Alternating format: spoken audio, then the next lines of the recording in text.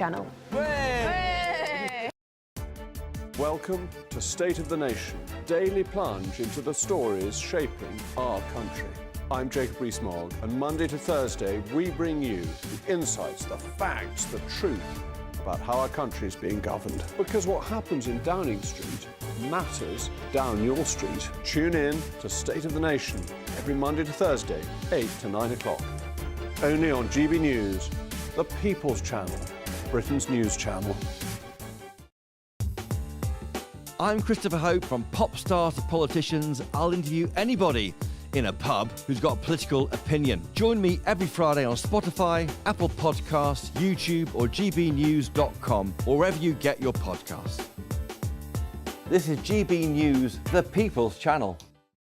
Every Saturday, 10 till 12, we'll bring you all of the news that you need to know. We'll also remind you that there is so much to smile about. It's my favourite time of the week. I get to relax, enjoy some light-hearted stories, and let Ellie teach me about fashion too. That's Saturday Morning Live, every Saturday, 10 till 12. Only on GB News, Britain's news channel. We're proud to be GB News, the People's Channel. And as you know, we always love to hear your views. Now, there's a new way of getting in touch with us at gbnews.com/your-say. By commenting, you can be part of a live conversation and join our GB News community. You can even talk to me, Bev Turner, or any of the members of the GB News family.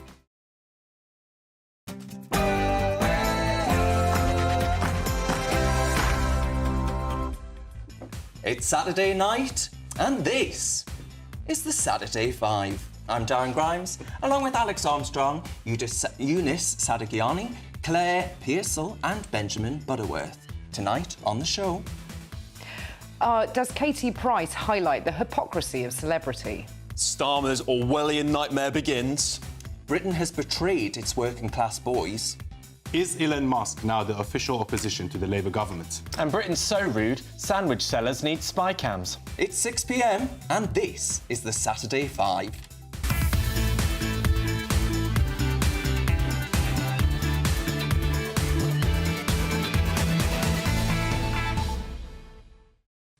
Welcome to the Saturday 5 with me, Darren Grimes. I'm back in the hot seat after a little break, and I couldn't be happier to be reunited with my favourite sparring partner, Mr. Benjamin Butterworth. Oh. Now, Benjamin's our resident environmentalist. He's so committed, in fact, that he travelled all the way to Iraq by carbon-neutral canoe. Or at least I hope he did, because, well, he wouldn't want him adding to that very serious climate emergency he's always bleating on about, would he? Well, I went to Iraq, so I'd be around some more moderate people than you. Another familiar face returns too. GB News contributor Alex Armstrong, fresh after winning favour from tech titan Elon Musk. How does fame feel, Alex? Oh, it's exciting, isn't it? And Claire Pearsall's making her second week debut on the show. And actually, she's just have to have the recommended therapy to get over her first appearance on this show. And Claire Pearsall, wonderful to have you. Thank you very much.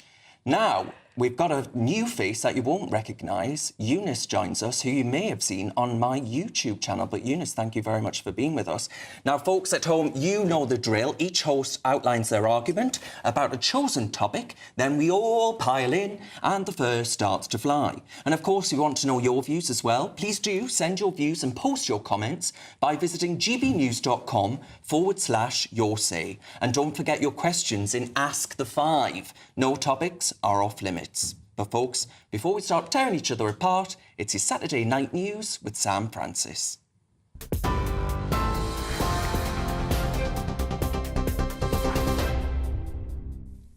Darren, thank you very much, and good evening to you. 2 minutes past 6, and the top story tonight. Anti-racism demonstrators have taken to the streets of London, countering now almost 2 weeks of anti-immigration protests and riots across the country.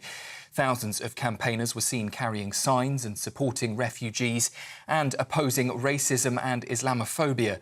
Authorities hope the violence is subsiding, but thousands of specialised officers are out on the streets, more than 740 people now arrested over the rioting, including the wife of a Northamptonshire Conservative councillor. Well, the family of one of the 3 girls that were killed in the Southport stabbings have revealed today that her older sister saw the attack but managed to escape. Bebe King's parents say the 6-year-old was full of joy, light and love. and have praised their older daughter Jeannie's incredible strength and her courage. Meanwhile, in Belfast, thousands of people have been taking part in another anti-racism protest after those Southport stabbings sparked, of course, anti-immigration protests. Police in Northern Ireland are promising significant and visible policing operations. Well, our reporter Dougie Beattie has been in Belfast for us today. For the second week in a row, Belfast city centre is now closed down because of protests. This one, though, is pro-immigration, fronted up by the trade unions of Northern Ireland, Gay Pride and Amnesty International. But more importantly, the political classes have joined in, and many in those working class areas that are facing the majority, the biggest amount of undocumented immigration, now feel that their political voice has gone. This parade will due to end in the next hour, but it remains to be seen what will happen in the coming days. Dougie Beattie there, our reporter in Northern Ireland for us. Well, a 32-year-old man has been charged over a shooting in East London in May, which you may remember left a 9-year-old girl seriously injured. She's still in hospital, but in a stable condition after that attack at a restaurant in Dalston. Javon Riley from Farnborough appeared in court this morning, accused of 4 counts of attempted murder. He's been remanded in custody and will appear at the Old Bailey next month. Up to 500 people have attended the funeral service of Jay Slater today in Lancashire. Family and friends packed the chapel at Accrington Crematorium, with others watching from outside. Most were wearing blue in memory of the 19-year-old who fell to his death at a mountainous region of Tenerife in June. Concert-goers in Cornwall have been left with broken bones after what's been described as a terrifying crowd surge at Boardmasters Music Festival, which also saw speakers fall into the crowd. A number of people were taken to hospital, including children, though we now know 7 have been discharged at this stage. Devon and Cornwall Police have confirmed that there were no serious injuries, and it is understood the festival is continuing. The Foreign Secretary says he's appalled by an Israeli airstrike on a school that was sheltering displaced Palestinians in central Gaza. According to the Palestinian health official, at least 80 people were killed in that strike, but Israel disputes that claim. Instead, they say that forces were targeting a Hamas command centre at the complex. Well, David Lammy's calling for an immediate ceasefire in the region, while the EU's foreign policy chief has also condemned what he's calling the massacre. An investigation has now been launched after a plane crashed in the state of Sao Paulo last night in Brazil, killing all 61 people on board. The black box was found late last night with some of the flight data. There were 57 passengers and 4 crew on board. You can see here, if you're watching on TV, the dramatic scene of that aircraft plummeting through the sky, spiralling out of control, and then crashing eventually in a large plume of smoke. Here, a 6th Banksy artwork has appeared in London, the latest in a series of animal-themed images around the capital. The new painting, a silhouette of a cat stretching, is in Cricklewood, but it won't be there for much longer, as contractors have been hired to remove it in case, they say, someone rips it down or leaves it unsafe. It comes as a fresh image has sprung up every night overnight this week, including outlines of a wolf, a goat, elephants, monkeys and pelicans. Sounds a bit like the lineup of the Saturday Five. Well, Great Britain's Noah Williams has won bronze in the men's 10-metre platform diving at the Paris Olympics. They're all now looking at me. He's only squeezed through qualifying in 12th, though, but saved his best dives, of course, for the final. Gold went to China again, giving them a clean sweep of diving medals. Sadly, though, we've just heard that Team GB don't appear to be adding another medal in the track cycling. They're out of contention in the men's Madison after suffering a crash just a short time ago. Those are the latest GB News headlines for now. I'm Sam Francis, back now to the pelican, the monkey and the giraffe. For the very latest GB News direct to your smartphone, sign up to News Alerts by scanning the QR code or go to gbnews.com/alerts.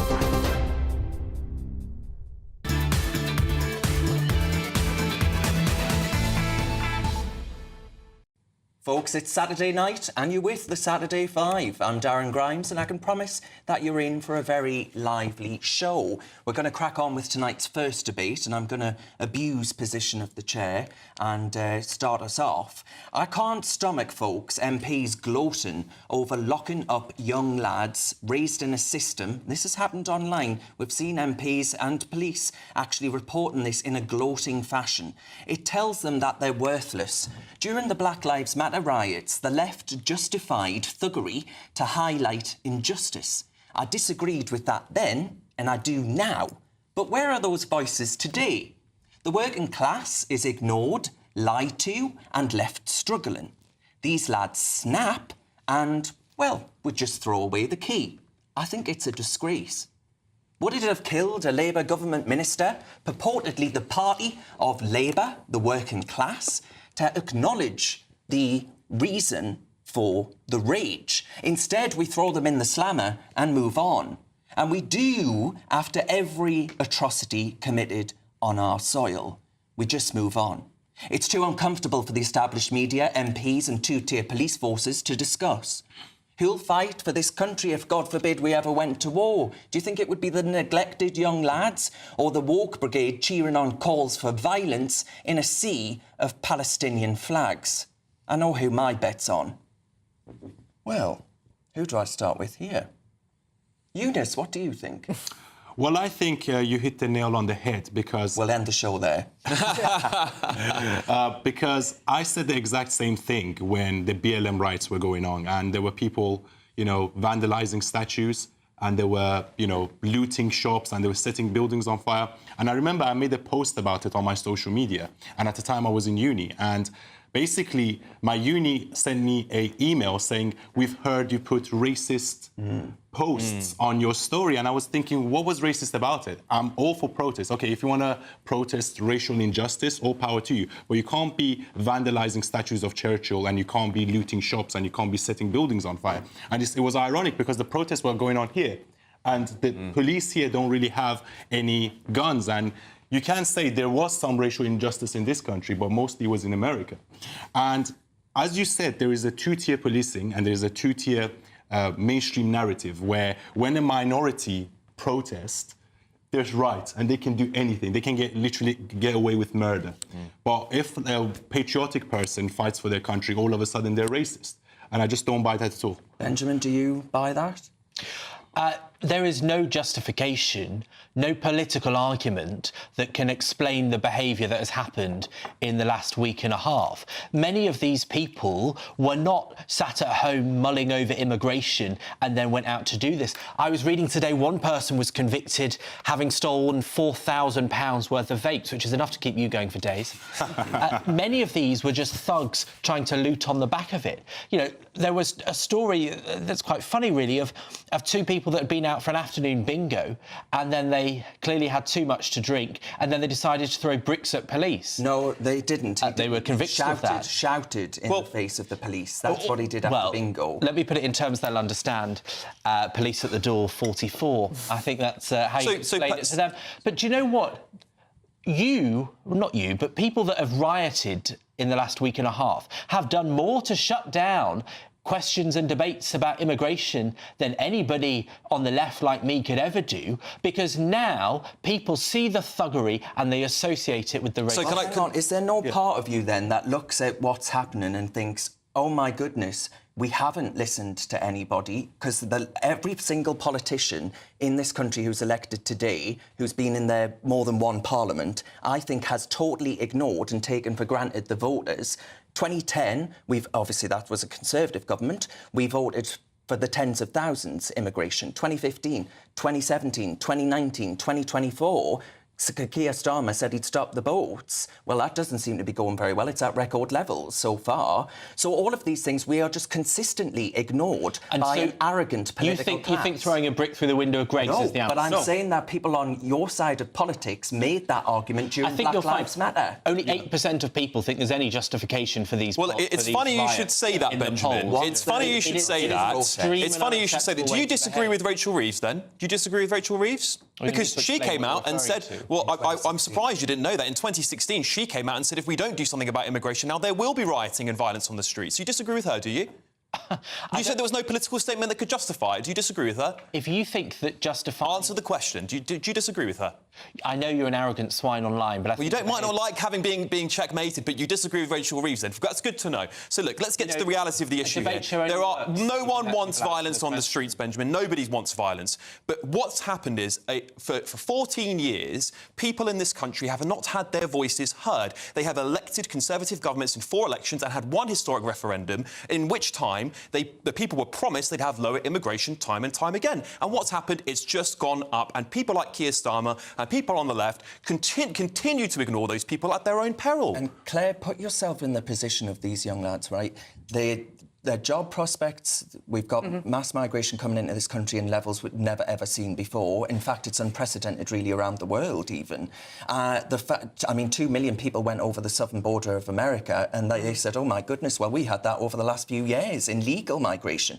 And then you consider the fact that they can't get on the housing market. You know, if you want to get your kids into school, you're struggling with class sizes, and Sir Keir Starmer's just made that even worse through getting rid of, making it harder for private schools to actually function. So all of these things, their prospects ain't great. Would you accept that? Yeah, I do accept that, and I don't think the cause of this is migration. I think that is one side of it, and it's quite interesting when you look at those young people taking part in these riots, because that's what they're doing. What are they asking for? Because they can't seem to get across an actual message as to what it is they're very angry about. They're obviously very angry about something. And politicians, elected representatives of all levels have never managed to boil down what are the underlying causes. Now, migration is going to be one of them, and if you are in certain areas, you will have a certain view of it. But also, I think this is largely education. We need to educate, especially boys. Now, I have a teenage boy. So I'm very acutely aware of this. I think that we need to take education a lot more seriously in this country. Don't write people off just because they come from perhaps a more poverty-stricken background. Actually look at what they can do. Look at the apprenticeships they can do. And I think if you start to give people belief in themselves, they will stop taking on this kind of anger, because at the moment they're written off as just useless. Yeah. They're not. They're talented. They've been written off by the government, haven't they? But multiple governments. Multiple governments, correct. Yes, correct. It really is multiple. I was told, don't bother applying. I mean, to be honest with you, I think university these days is, for most people, is quite the waste of time. But I remember one teacher saying, oh, don't bother applying, you know, that'll never happen. Well, there's job descriptions that were put up by TfL that said need not apply if you're a white English boy. That's also another point. Straight boy. Yeah. ITV had that Robert Peston's flagship show. Poor Benjamin was eager to apply but couldn't get on the list. I'm still hoping for my big break. Yeah. Right. One last thing I want to say about... Oh, hang on. We've got to move on, but we'll come back to those topics. Right, who's going to go next? Well, I believe it's me, Darren. Oh, dear. Oh, dear, indeed. The Orwellian nightmare begins, doesn't it? Less than 1 month into Starmer's reign as Prime Minister, and we've already seen the Justice Department weaponised and used as a tool to spread fear amongst ordinary people in our country. Now, I don't just blame Labour for this, because these are laws that the Conservative government also wrote, by the way. But now, it appears, just speculating online might get you a knock on the door by the Met Police. And it's not going to end there, Britain, because next you're going to see Islamophobia laws coming into place, which may even reduce your right to question anything that happens regarding immigration in our country. I know people are upset. I know they're angry. I never want to see violence on our streets. But until we have a conversation, a grown-up conversation about immigration in this country that's been ignored for 14 years and 1 historic referendum, then people are rightfully going to continue to protest, and they should do peacefully. Now, Claire, I would say that the Conservative governments over the last 14 years have contributed dramatically to this problem by writing in laws that could be relatively draconian. They never used them, but this is Labour weaponising those laws, is it not? Yeah, I think it probably is, and I think we have to be really careful. I mean, there is free speech in this country, which we are very proud of, but there's also responsibility that comes with it. I find the Online Safety Act to not be fit for purpose, and that's one of the key factors I find in this whole debate, is that we're not understanding the online presence of individuals, passing of information, and who can access that. Yes. And I think we need to take it much more seriously. Benjamin, obviously you're a bastion of free speech. You never block anybody, including myself. What do you think about how Labour's using these laws? Well, I'm a newspaper journalist by profession and have been doing that since I was about 19. And the laws that regulate what you can say on a TV show, more accurately, what you can say in a newspaper, the kind of responsibility that is put on media professionals that report on the news is significantly greater than anything that is put on social media. And I think it is completely out of sync with reality. The danger of what a regular person can write that is inaccurate, the scale of which it can pass through people, far greater than any newspaper circulation. And it is essential that we make clear to people that you cannot lie on the internet. Now, I know that would damage your follower count considerably, Alex, given the kinds of things that you write that are complete nonsense. I was just take a look at your own, Benjamin, really. You really should. I mean, I've never lied about anything online, just to be very clear. We don't want the audience being misled. But I would say, yes, you're right, journalists should be held to account because they're seen as a source of truth and newsworthiness, and therefore people should look at what journalists are saying and take the information from that. I don't think you can hold accountable a person on Twitter the same way you should hold a journalist accountable. It's the same way that you wouldn't hold me making a policy statement out of my back garden, the same way you would hold Keir Starmer accountable. We're all in those professions for a reason. But do you not think that the recent case we just saw the other day, where a judge came out and said, just observing the riots might get you banged up, do you think that's fair? Well, I think what they said was videoing it and sharing it online. Now, the reason they were saying that is nothing new, because if you are doing that to incite other people to riot, well, inciting violence, inciting a riot has been a criminal offence for about 40 years. Well, we've never seen this weaponised before. No, that's not correct. If you are neutrally observing what's going on, I think people can figure out whether you're trying to promote it as an exciting thing to join in, and that should be dangerous because, you know, all those businesses that are ruined, all those police officers that are being attacked, they don't deserve that. And if you're going out there and filming it in order to encourage other people to do that, yes, that should be a criminal offence. Yeah, but who says what is true and what is not true? Because during COVID, for example, people's accounts were getting banned for saying, oh, well, the COVID, virus came out of a lab, and that happened to my post. And, inciting violence doesn't mean reposting a video of a riot. You're just spreading information. You're not saying, oh, go out and riot or go out and loot. But when we have a mainstream media, that is saying, oh, it's all the far right, it's none of the Islamists, it's none of the people of colour rioting, and they try to blame it all on the far right, falsely.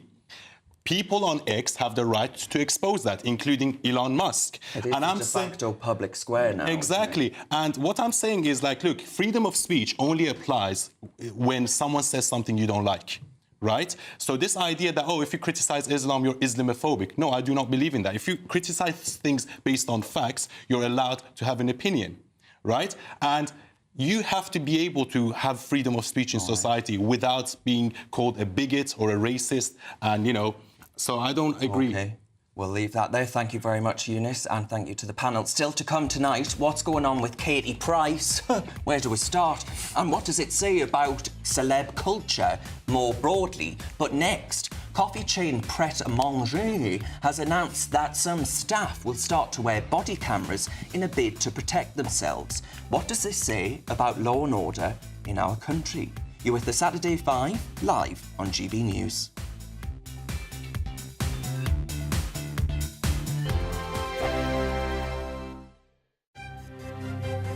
GB News Breakfast, every day from 6 a.m. Tom, dying to talk to you about this. Transport for London, right? They run the buses and tubes and things in London. And they've got £2.5 million. £2.5 million, which they're going to spend on what? Diversity training. I dare say they've probably got plenty of it already. But let me tell you something. I sit on a board of a company and I was diversity trained recently. Oh, really? Yes. Oh, really? And I must admit... What was that like? Well, I tell you, it was like stating the bleeding obvious. Yeah. Right? So you sit there and you say, well, why would I do that? Or why would I treat someone like that? I wouldn't do that in the first place. I don't need to be trained in this. And you just sat there for 6 hours while people told you the obvious. But what do you think of spending that amount of money for Transport for London? It's crazy, because on the one hand, do we need this diversity training? The TfL is an incredibly diverse workforce already. The idea that there are barriers to entry there doesn't seem to make a lot of sense. Also, as you say, these things are commonsensical, really. And to the point, sometimes they can become problematic because they're not just saying, be open and tolerant of people and so on. It's actually preaching a more kind of divisive sort of rhetoric to people, which can be a big problem in the get your workplace. diversity training from your boss or somebody, don't you? Somebody pulls you up and says, you don't talk to people like that. This is how you talk to them. That's it. Done. It should be that simple. 6 hours in front of And I know that in the grand scheme of things, £2.5 million is kind of money down the back of the sofa. But at the same time, my local tube station just closes early on random nights of the week because of the fact that they haven't got enough staff. 4 years ago, there were 655 people at City Hall earning over £100,000 a year. People might argue that's 655 too many. There are 1,100 now. 4 years later. 1,100? Actually, 1,142 to be precise. The People's Channel. Join me, Neil Oliver, every Sunday night at 6 p.m. on GB News. And if an hour is not nearly enough for you, go to gbnews.com for special extended episodes online every Friday at 9 p.m, where we can truly get into the nitty-gritty of what's going on. GB News, Britain's news channel. If you want your news to be straight talking... This is a nightmare for the Conservatives again. Down to earth. It's not just Nottingham where this is happening, is it? And most importantly, honest. Hard-working, middle-class taxpayers, they'll get their book thrown at them. Then catch me, Martin Daubney, Monday to Friday, 3 till 6 p.m. on GB News, Britain's news channel. Every Saturday, 10 till 12, we'll bring you all of the news that you need to know. We'll also remind you that there is so much to smile about. It's my favourite time of the week. I get to relax, enjoy some light-hearted stories, and let Ellie teach me about fashion too. That's Saturday Morning Live, every Saturday, 10 till 12. Only on GB News, Britain's news channel.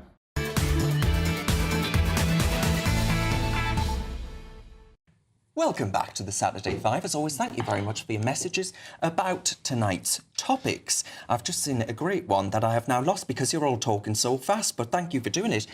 David says, good evening, David. Darren, we need social media to actually work out and make our own minds as to what's going on in the world, especially now the mainstream media and newspapers don't give a fair and balanced, unbiased view anymore. Those far-left so-called anti-racist protesters were all militant and civil servants shipped in by Labour, unions, people, etc., with identical placards in England and Ireland. Starmer probably came up with the idea at the Cobra meeting. It's not a true reflection of our society, and I'm afraid King Charles fell for it. Lots to chew through there. Thank you very much for that, David. Well, there's lots of love for Benjamin Butterworth. And Paul Ryder says, never mind fake news, Katie Price should be done for fake boobs. Oh. Gosh. Right, well, moving on. Yeah. It's time for our next debate. Yeah, mine are all real. Look, my topic this week is about an upmarket sandwich chain that has decided that that customers are getting so unruly that they're giving staff body cams to wear in stores. Pret-a-Manger, which has several hundred branches, most of them are in London, is giving body cams to its servers because it's had a third rise in incidents in its chains, and it thinks that staff need that to stop customers behaving in that way. Now, this comes on the back of lots of supermarkets handing out body cameras to staff. The Co-op chain has said that it's seen a very sharp rise in the number of customers being abusive, whether it's sexually or physically. And this figure shocked me. There have been 16.7 million thefts in the last year. I mean, that is an incredible number. Now, I don't know if that calculates the number of items sold. I can only assume it does. But that shows we've got a serious problem. But I thought this was a big question, because the idea that you're talking to someone face-to-face, a waiter or someone in a sandwich shop, and they're filming your every move, is that not a step into a sort of dystopian society when you can't even buy a prosciutto butty, if anyone's ever used that phrase, without being filmed? Now, Darren, what do you make of this? Well, it's not great, put it that way. You know, that shop staff feel that they have to protect themselves by recording their every last move within a shop. But I'm afraid that this, and before you start, I'm not just blaming the Labour Party, I blame the Conservative Party too. I think that we have allowed lawlessness to run rampant, that criminals no longer fear the law.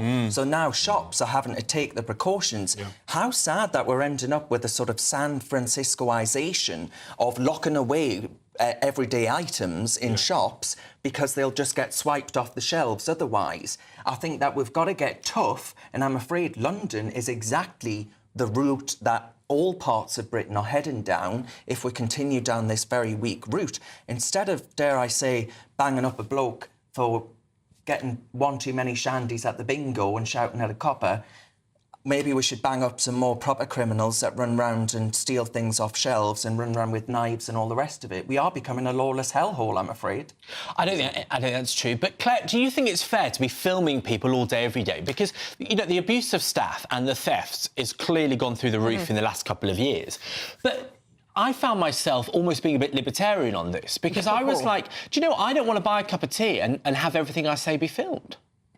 But you've got to look at the flip side of it. The people that are working there are working for minimum wage or just above. Do they deserve the kind of treatment that they get from some people?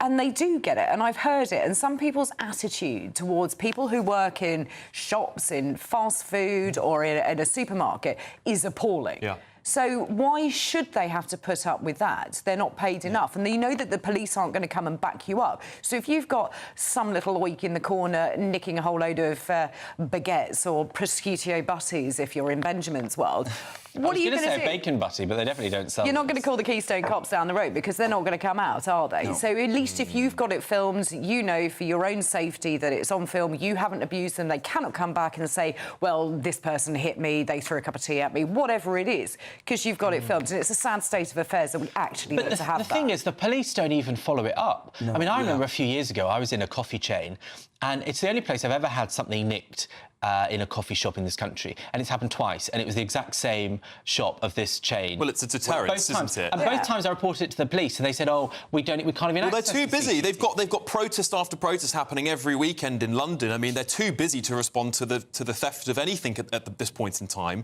The reality is those cameras are just a deterrent to stop people from being abusive or for it to get to that point in the first place, in case they do become violent. Another David says, it's a different one, I promise, says, Darren, my local Wetherspoon staff wear body cams and he lives in a small town, he says.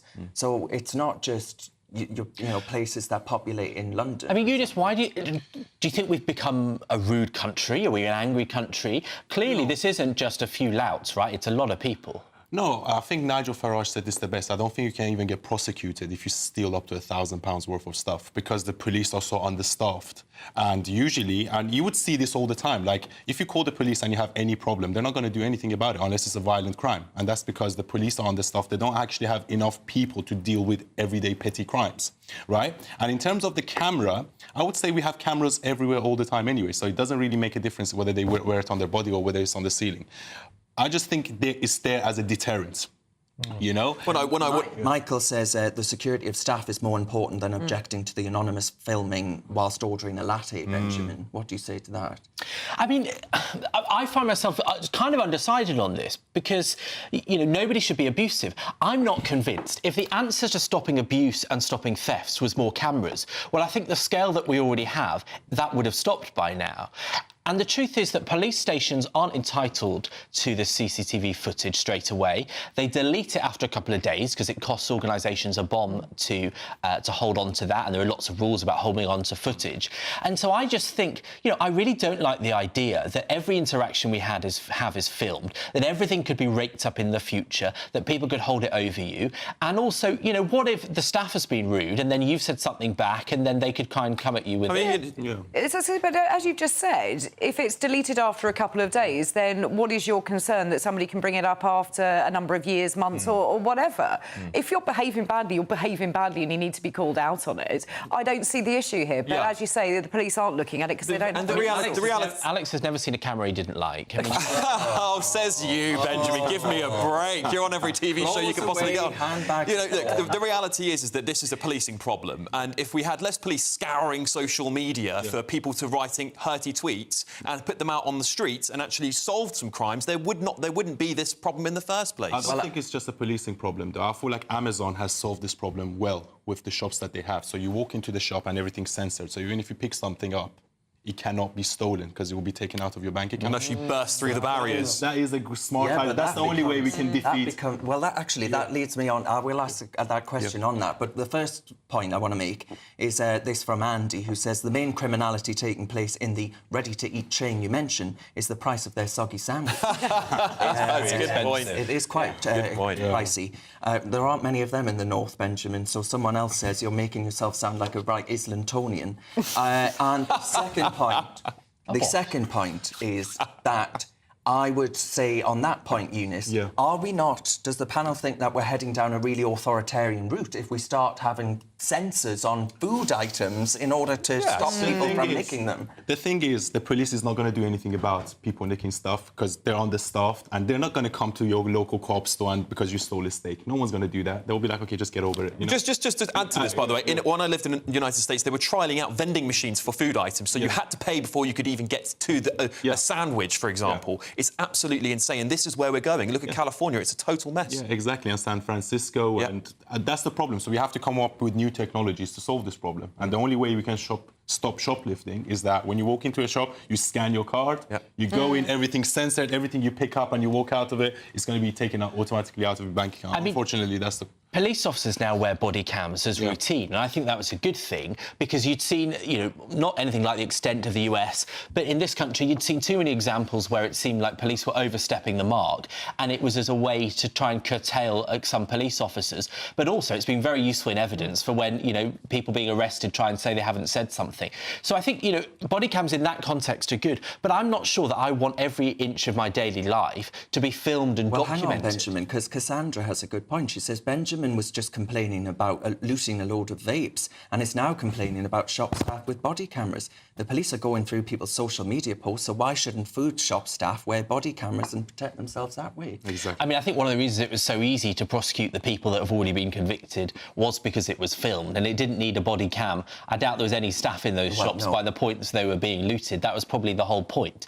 I just think that we have to be careful about this because it becomes a rather unpleasant society when everyone is watching everyone and on the most mundane tasks such as buying your lunchtime sandwich. Jill says, I agree workers need protection, but I've seen too many online posts of people being vilified for misgendering someone or something like that, and she's worried that actually that will become more of a theme. You'll be wearing a body cam.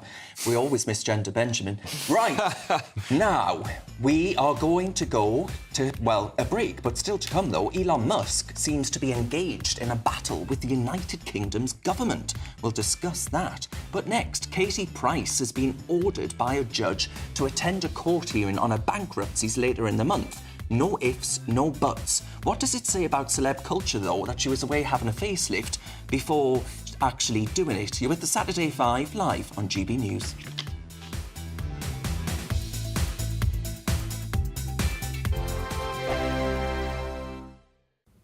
Hello, welcome to your GB News weather update from the Met Office. As we go through Sunday, it's going to be warm with plenty of sunshine, turning hotter even on Monday with the risk of some thunderstorms. Looking at the bigger picture, we had this waving front through today, bringing quite a lot of cloud, but high pressure will become more established as we go through Sunday. But back to tonight, we've still got a legacy of some cloud across parts of the southwest and definitely across parts of the English Channel too, but elsewhere, clear spells developing, any showers across Scotland generally fading, and under the clear skies, it will turn quite fresh in rural spots, but in the south, a quite muggy and uncomfortable night to come, with temperatures here holding up at 16 to 18 degrees. So through the start of Sunday morning then, plenty of sunshine first thing across parts of Scotland, still with the risk of this odd shower further towards the north. Across Northern Ireland, northern parts of England, plenty of sunshine, perhaps turning a bit hazy with some high level cloud. And then further towards the south, there's still quite a bit of cloud around, should stay largely dry, and as we go through the day, that cloud should start breaking up, lifting and moving back towards the coast, but there may just be some fog still lingering here. Elsewhere though, plenty of sunshine on offer, and it's going to be feeling warm and humid as well, especially in the south. We could see temperatures rising here, 27, possibly 29 degrees, but elsewhere even reaching up to 20 to 22 degrees. As we go through Monday, we've got low pressure dominating, bringing some heavy thundery rain northeastwards, affecting Northern Ireland and parts of Scotland. So expect some frequent lightning here. Elsewhere, largely dry, plenty of sunshine. It's going to be feeling hot and humid. In the south, we could see temperatures rising up to 32, possibly 33 degrees, and then turning fresher Tuesday and Wednesday. Good afternoon, Britain. Your lunchtime update on the stories that matter across the UK. From breaking news and insightful analysis, inspiring stories and lively debates. You're comparing yourself to a former Prime Minister. Which is it? Stay informed, stay updated, stay entertained. I just don't know how anyone would not want to be there. Every weekday from midday. We are Good Afternoon Britain, only on GB News. Britain's news channel. Join me, Camilla Tominey, for a frank and honest discussion with those in power that cuts through the spin and gets to the heart of the issues shaping our nation.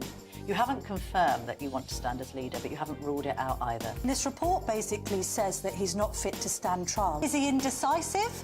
Incompetent? I deliver the dose of reality Westminster needs. That's the Camilla Tominey Show at 9:30 every Sunday on GB News, the People's Channel, Britain's news channel.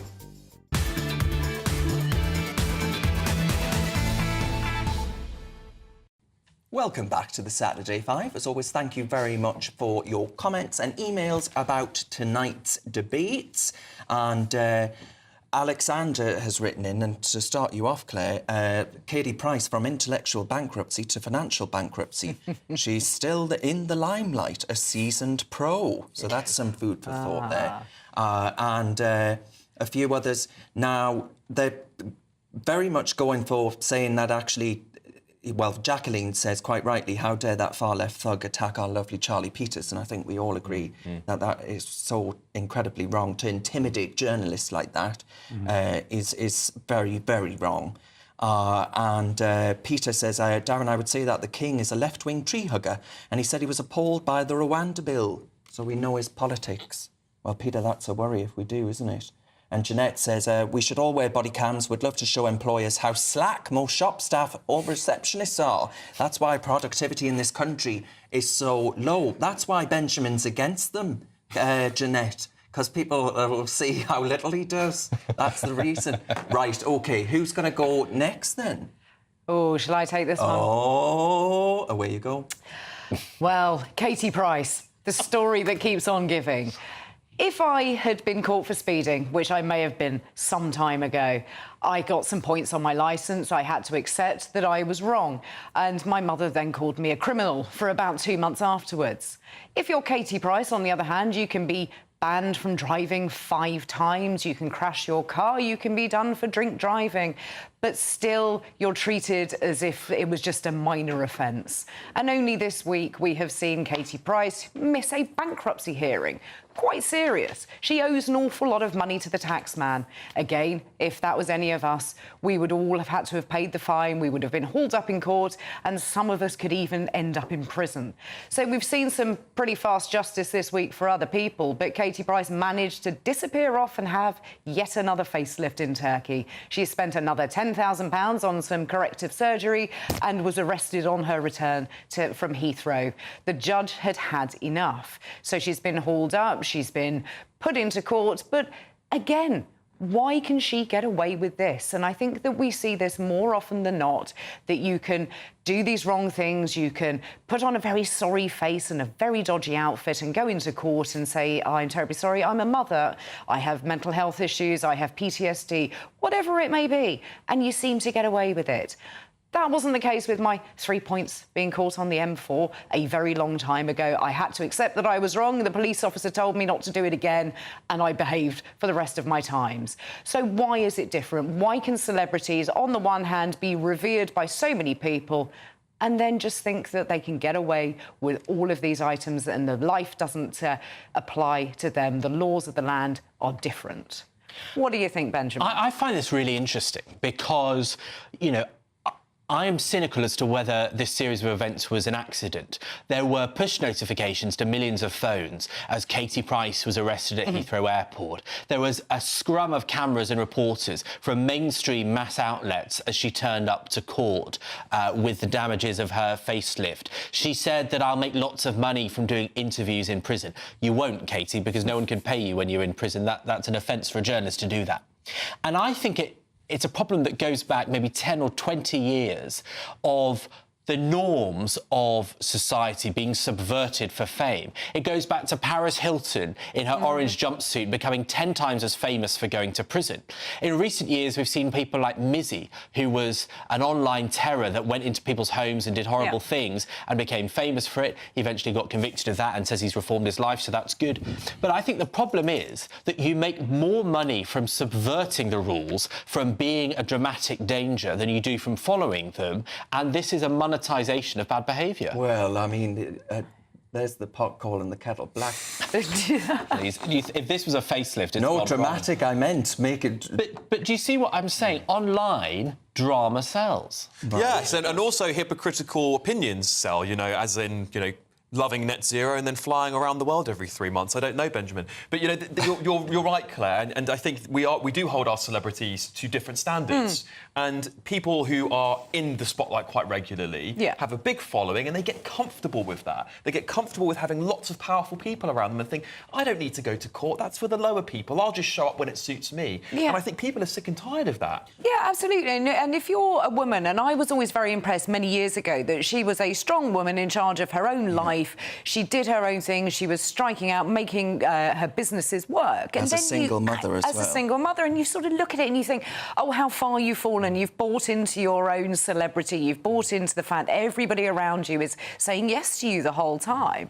But the judicial system shouldn't have the same as a fan to sort of say, oh, well, we love you. The judicial system should do their job, and it feels to me that she could get away with all of this, whereas none of the rest of us could. Those levels of motoring offences, dangerous driving, you couldn't do it. Is there an argument, and I'm not saying I necessarily hold this view, but is there not an argument that maybe she is unwell? Like, maybe she actually has...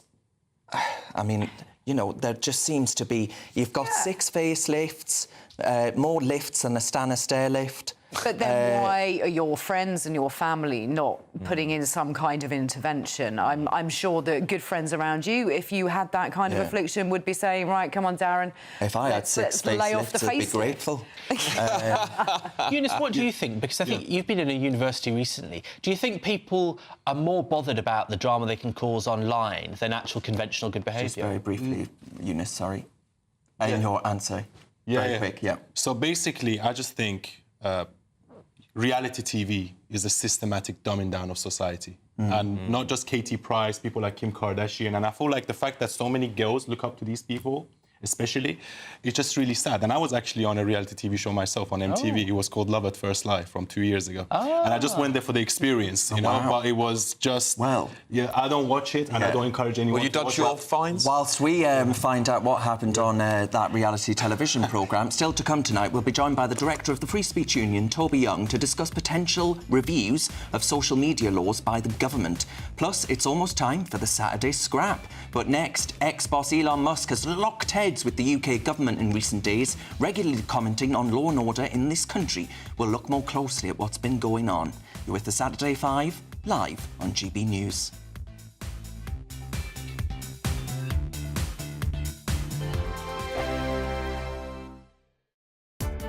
Welcome to State of the Nation, daily plunge into the stories shaping our country.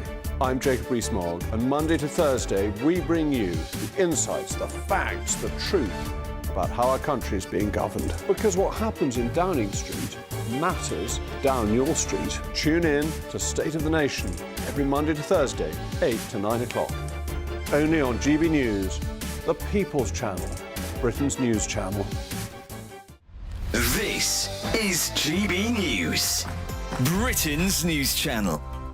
Esther, can we talk about Andy Murray? Because Andy Murray has retired, which is great news. And in the papers today, his lovely wife, Kim, said, this is good, I'm glad he's retired, because he can do some childcare now and a bit of housework. But you know all about relationships. Yes. This is going to be an adjustment for them, isn't it? Absolutely. And you know, as a father and a husband as well, Mark, that when you are at home, you are actually a big pain in the... Because you are kind of wired and you want to be doing stuff. And Andy Murray's like goal-driven. Can you imagine? He's going to be like, I'm going to make chili con carne. I'm going to make chili like this and this. And, you know, he's going to be like so focused and he's going to have so much energy. I would be terrified to live in the same house as Andy Murray. I know he kind of comes across as quite laid back, you know.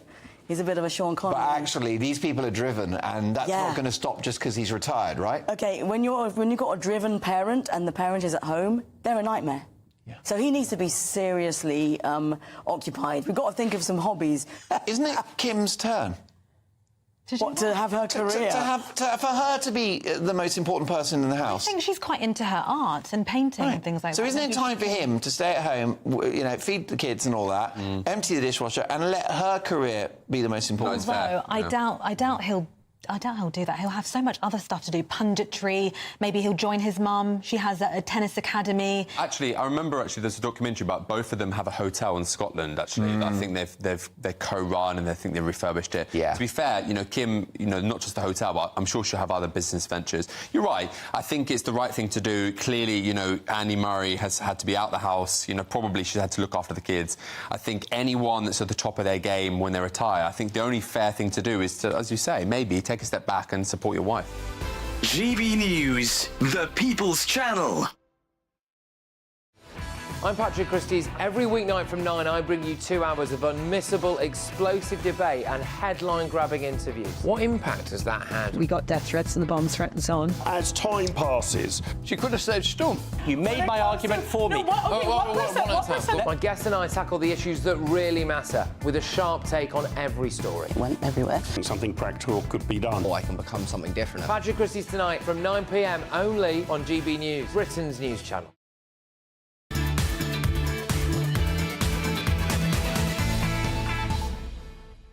A very warm welcome back to the Saturday Five, and thank you for your messages about tonight's topics. And I just want to read one out very quickly. Julie says, Darren, why do you keep cutting Eunice off? Well, Julie, I'm delighted to say that I'm going to give him 5 whole minutes now, and there will be no commercial break for that time, so he gets to speak. Julie, I do apologise. Eunice, take it away. So, is Elon Musk now the official opposition to the Labour Party? Because this week, in a series of tweets, he attacked Keir Starmer for 2-tier policing and the mainstream media for biased journalism. I'm a big fan of Elon Musk myself. I feel like the price he paid for Twitter, which was $44 billion, was the price for free speech. Because during that time, and if you look back at what's happened in the 2020, the amount of censorship that we had on all platforms, people's accounts were taken down. There was election interference in America, especially with the whole Biden and Hunter Biden's laptop. So Elon Musk bought free speech. He didn't buy X. And what we have now is that we have a crackdown on free speech, which is very worrying for me because X is the last platform where people can openly say what they want to say without being cancelled. And I just think it's completely out of order for Keir Starmer and the Labour government to try to crack down on people, put people in jail for their opinions online. That's a George Orwellian future, and I do not agree with it. And I've always said, if we don't have freedom of speech, then we will have war. Because one of the pillars of democracy is freedom of speech and freedom of expression. And that's what actually separates the first world from the third world. So, Alex, what do you think? Yeah, I couldn't agree more with you, Eunice. And obviously, good friend of mine, Elon Musk. You know, he retweeted. That's right. And he gets it. He understands the problem. He sees it from a global perspective, given the fact that he runs this major platform. He sees governments cracking down systematically on people's right to do simple things like speculate, for example. And it is worrying. It is worrying when you're the man running a multi-billion-dollar company where the whole purpose of it is to allow people to have their freedom of speech. And I think you're absolutely nailing it when you say that the countries in general and democracies will fail when there is no right to freedom of speech. It's terrifying. It's absolutely terrifying. And do you know what? I think it's very, very telling and very bad that right now, at this pivotal moment for our country, when I think we've got pretty authoritarian pretty damn quickly, that actually there's no opposition. So Elon Musk is a big voice with a big platform who is saying things that I think is really needed in the public debate. Exactly. And I just want to ask the question, Claire, where the hell is Rishi Sunak? Yeah. Well, that is a very good question, and I've long considered the Conservative Party to be not very good in opposition, and they should be there. This is the kind of thing that they should be coming back on, and they should be pressing the issues to Keir Starmer as to how you're going to run a country, how you're going to look after your citizens, but nobody is seemingly pushing back on it. Everybody seems to have gone off on their summer holidays and forgotten about the rest of the country, and I find that really disappointing. But I think that we have to be very, very careful by saying that everybody should just be allowed to say whatever it is they want. As in government, you need an opposition, and I think social media, you do. You can have your opinion, absolutely. I'm right to not necessarily agree with it, but you should be able to have a discussion about what my opinion would be. And I think that's what's lost, is that you can't have that, because then everybody just piles onto you and says, well, you're disagreeing, therefore you're wrong. I think we need to be very, very careful. Elon Musk doesn't give a damn about free speech. What he wants is for malicious and inflammatory claims to push up his profits by having more impressions of tweets and videos that makes him more money. These people are not asking for the freedom of speech, they're asking for the freedom to be malicious and to lie. We know that these riots were sparked by completely made-up claims about the identity of the alleged murderer of those 3 poor kids in Southport. That is what led to this, and his platform did not take action, did not take it down, did not act responsibly, and look where this ended up. Lots of people buying in to malicious lies. And I think any democracy, anybody that actually believes in freedom of speech, stands up to that, because they don't have a right to incite that behaviour. I completely disagree with you. So you think you should be able to lie about a Muslim boat migrant? I'm not saying that something. at all. First of all, what I'm saying is that who is the arbiter of what is true and untrue? Who decides that? Does the BBC decide that? Or does Keir Starmer decide that? Well, it was a lie. No, I'm not... We know it was a lie. No one disputes that a week later. The thing is, also the mainstream media lied about the far-right rise. Answer the question. I understand what you're saying. Someone lied, and it led to a hell of a lot of cost to the public purse and damage. And I think Elon Musk should be in the dock. We'll get on more. There'll be more free speech after the break, because coming up, we've got the director of the Free Speech Union on the suggestion social media laws need to be reviewed in this country, and then we've got the Saturday Scrap. This is the Saturday 5, only on GB News. That warm feeling inside. From Boxed Boilers, sponsors of weather on GB News. Hello, welcome to your GB News weather update from the Met Office. As we go through Sunday, it's going to be warm with plenty of sunshine, turning hotter even on Monday with the risk of some thunderstorms. Looking at the bigger picture, we have this waving front through today, bringing quite a lot of cloud, but high pressure will become more established as we go through Sunday. But back to tonight, we've still got a legacy of some cloud across parts of the southwest and definitely across parts of the English Channel too, but elsewhere, clear spells developing, any showers across Scotland generally fading, and under the clear skies, it will turn quite fresh in rural spots, but in the south, a quite muggy and uncomfortable night to come, with temperatures here holding up at 16 to 18 degrees. So through the start of Sunday morning then, plenty of sunshine first thing across parts of Scotland, still with the risk of this odd shower further towards the north. Across Northern Ireland, northern parts of England, plenty of sunshine, perhaps turning a bit hazy with some high level cloud. And then further towards the south, there's still quite a bit of cloud around, should stay largely dry, and as we go through the day, that cloud should start breaking up, lifting and moving back towards the coast, but there may just be some fog still lingering here. Elsewhere though, plenty of sunshine on offer, and it's going to be feeling warm and humid as well, especially in the south. We could see temperatures rising here, 27, possibly 29 degrees, but elsewhere even reaching up to 20 to 22 degrees. As we go through Monday, we've got low pressure dominating, bringing some heavy thundery rain north-eastwards, affecting Northern Ireland and parts of Scotland. So expect some frequent lightning here. Elsewhere, largely dry, plenty of sunshine. It's going to be feeling hot and humid. In the south, we could see temperatures rising up to 32, possibly 33 degrees, and then turning fresher Tuesday and Wednesday. Looks like things are heating up. Boxed boilers, sponsors of weather on GB News.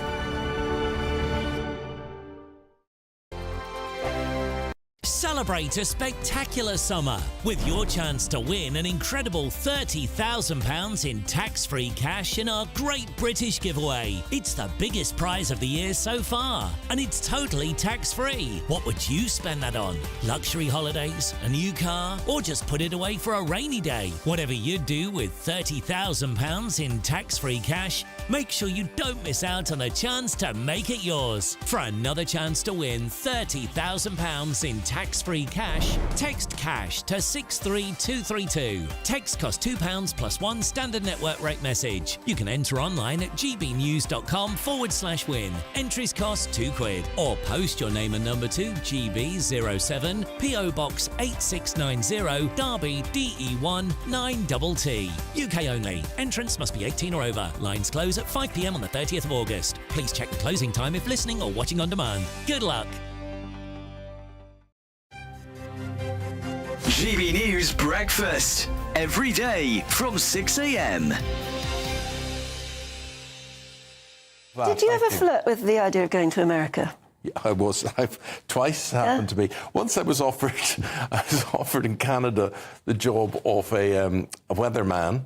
Oh. Yeah, I was offered that, and I just sort of thought of it. What is the point where your mother, your father would never see you on TV? What's the point of doing it if nobody knows you on it? You know. So I thought big money though, even for a weatherman. I did. Yeah, it was more than a weather job, but I said no basically. And then I went and I did this quiz show for Fox TV. Oh. Yeah, they said we want the Irish guy that does the lottery. I think they meant Dermot O'Leary or something. They ended up, they got me, and I couldn't believe it. And I went over to do a daytime version of this. And then 3 days into it, they changed everything, and they said, this is so good, we're putting this out in the evening. And I remember phoning my wife and saying, we're going to have to move out to California. Oh, wow. They really want me here, and I'm going down. You know that street with all the palm trees and whatever? That's the way I was going to work, in this limo and whatever. And I had a bungalow there and a golf cart. It was absolutely incredible. Anyway, I'll cut this very long story short. So I'm working really, really bad. A lot of very ignorant people, it has to be said. And really have one regret in my life, that I didn't punch a guy when I was out there. I really would have, if I had my life to live again, I would have really satisfiedly been sacked for punching this git. But basically, anyway, they put the show out. One episode of the show went out, and it came fourth in its rating. So it was behind Lost, it was behind The Biggest Loser, there was something else there. Fair enough. Fair enough, and it came fourth, and that was it. It disappeared. 36 shows or so disappeared. Disappeared, never to be shown again. GB News, the People's Channel.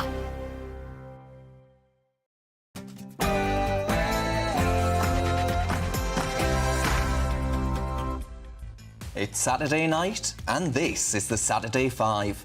I'm Darren Grimes, along with Claire Pearsall, Alex Armstrong, Eunice Sadagiani and Benjamin Butterworth. Plenty more to come tonight, including some highlights from the King's statement on the riots. Should the Royals folks be getting involved? And is free speech under threat? As the government is set to tighten up those social media laws on fake news, we're asking that question. It's 7 p.m, and this is the Saturday 5.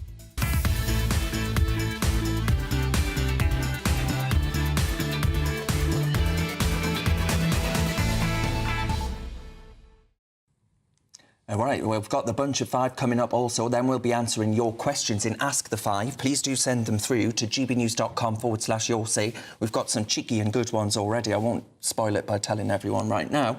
First of all, though, we're going to get you Saturday night news with an even cheekier Sam Francis.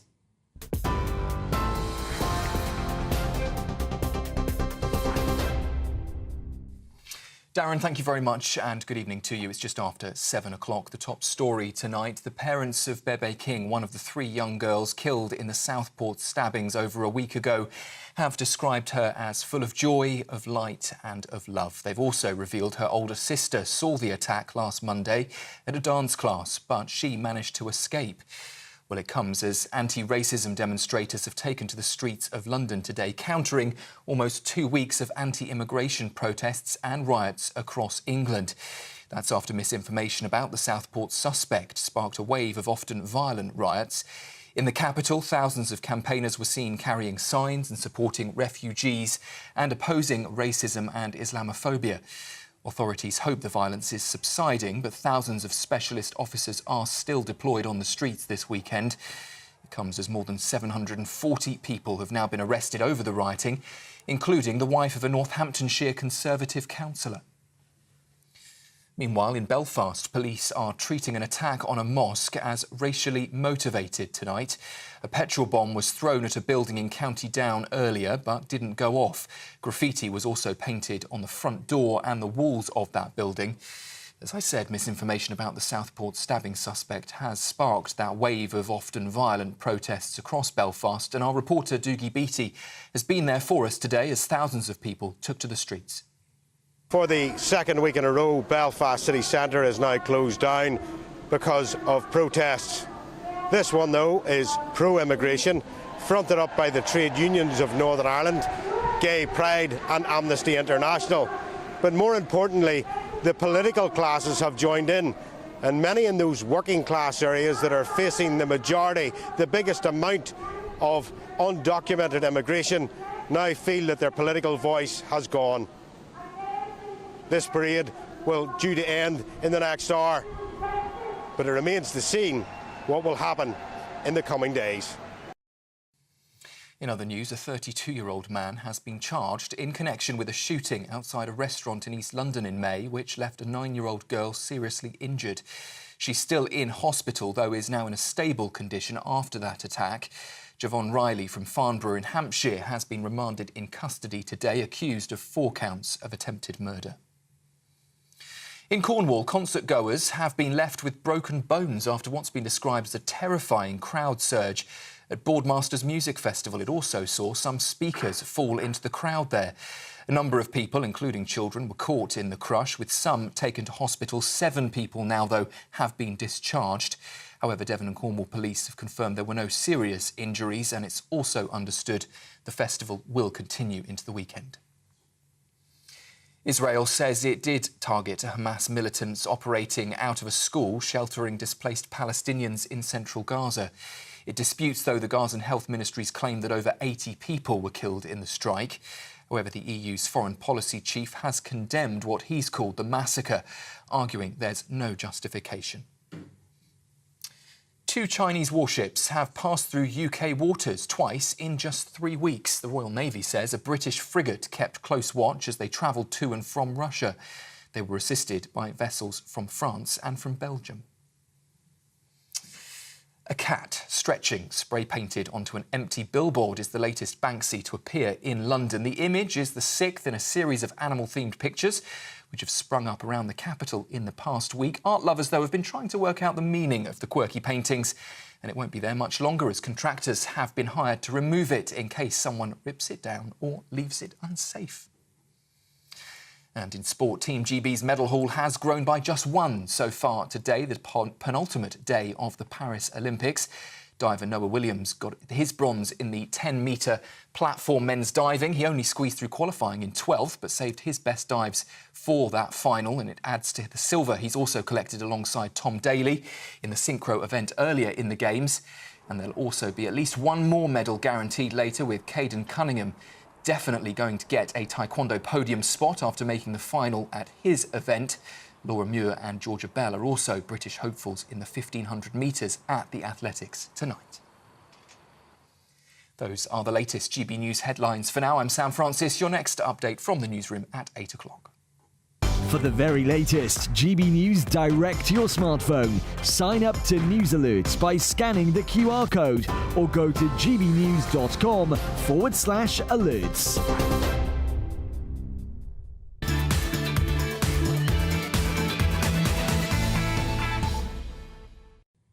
Folks, it's Saturday night and you're with the Saturday Five. I'm Darren Grimes and I can promise that you're in for another very lively hour. I want to read out some of your comments before we get to our big interview.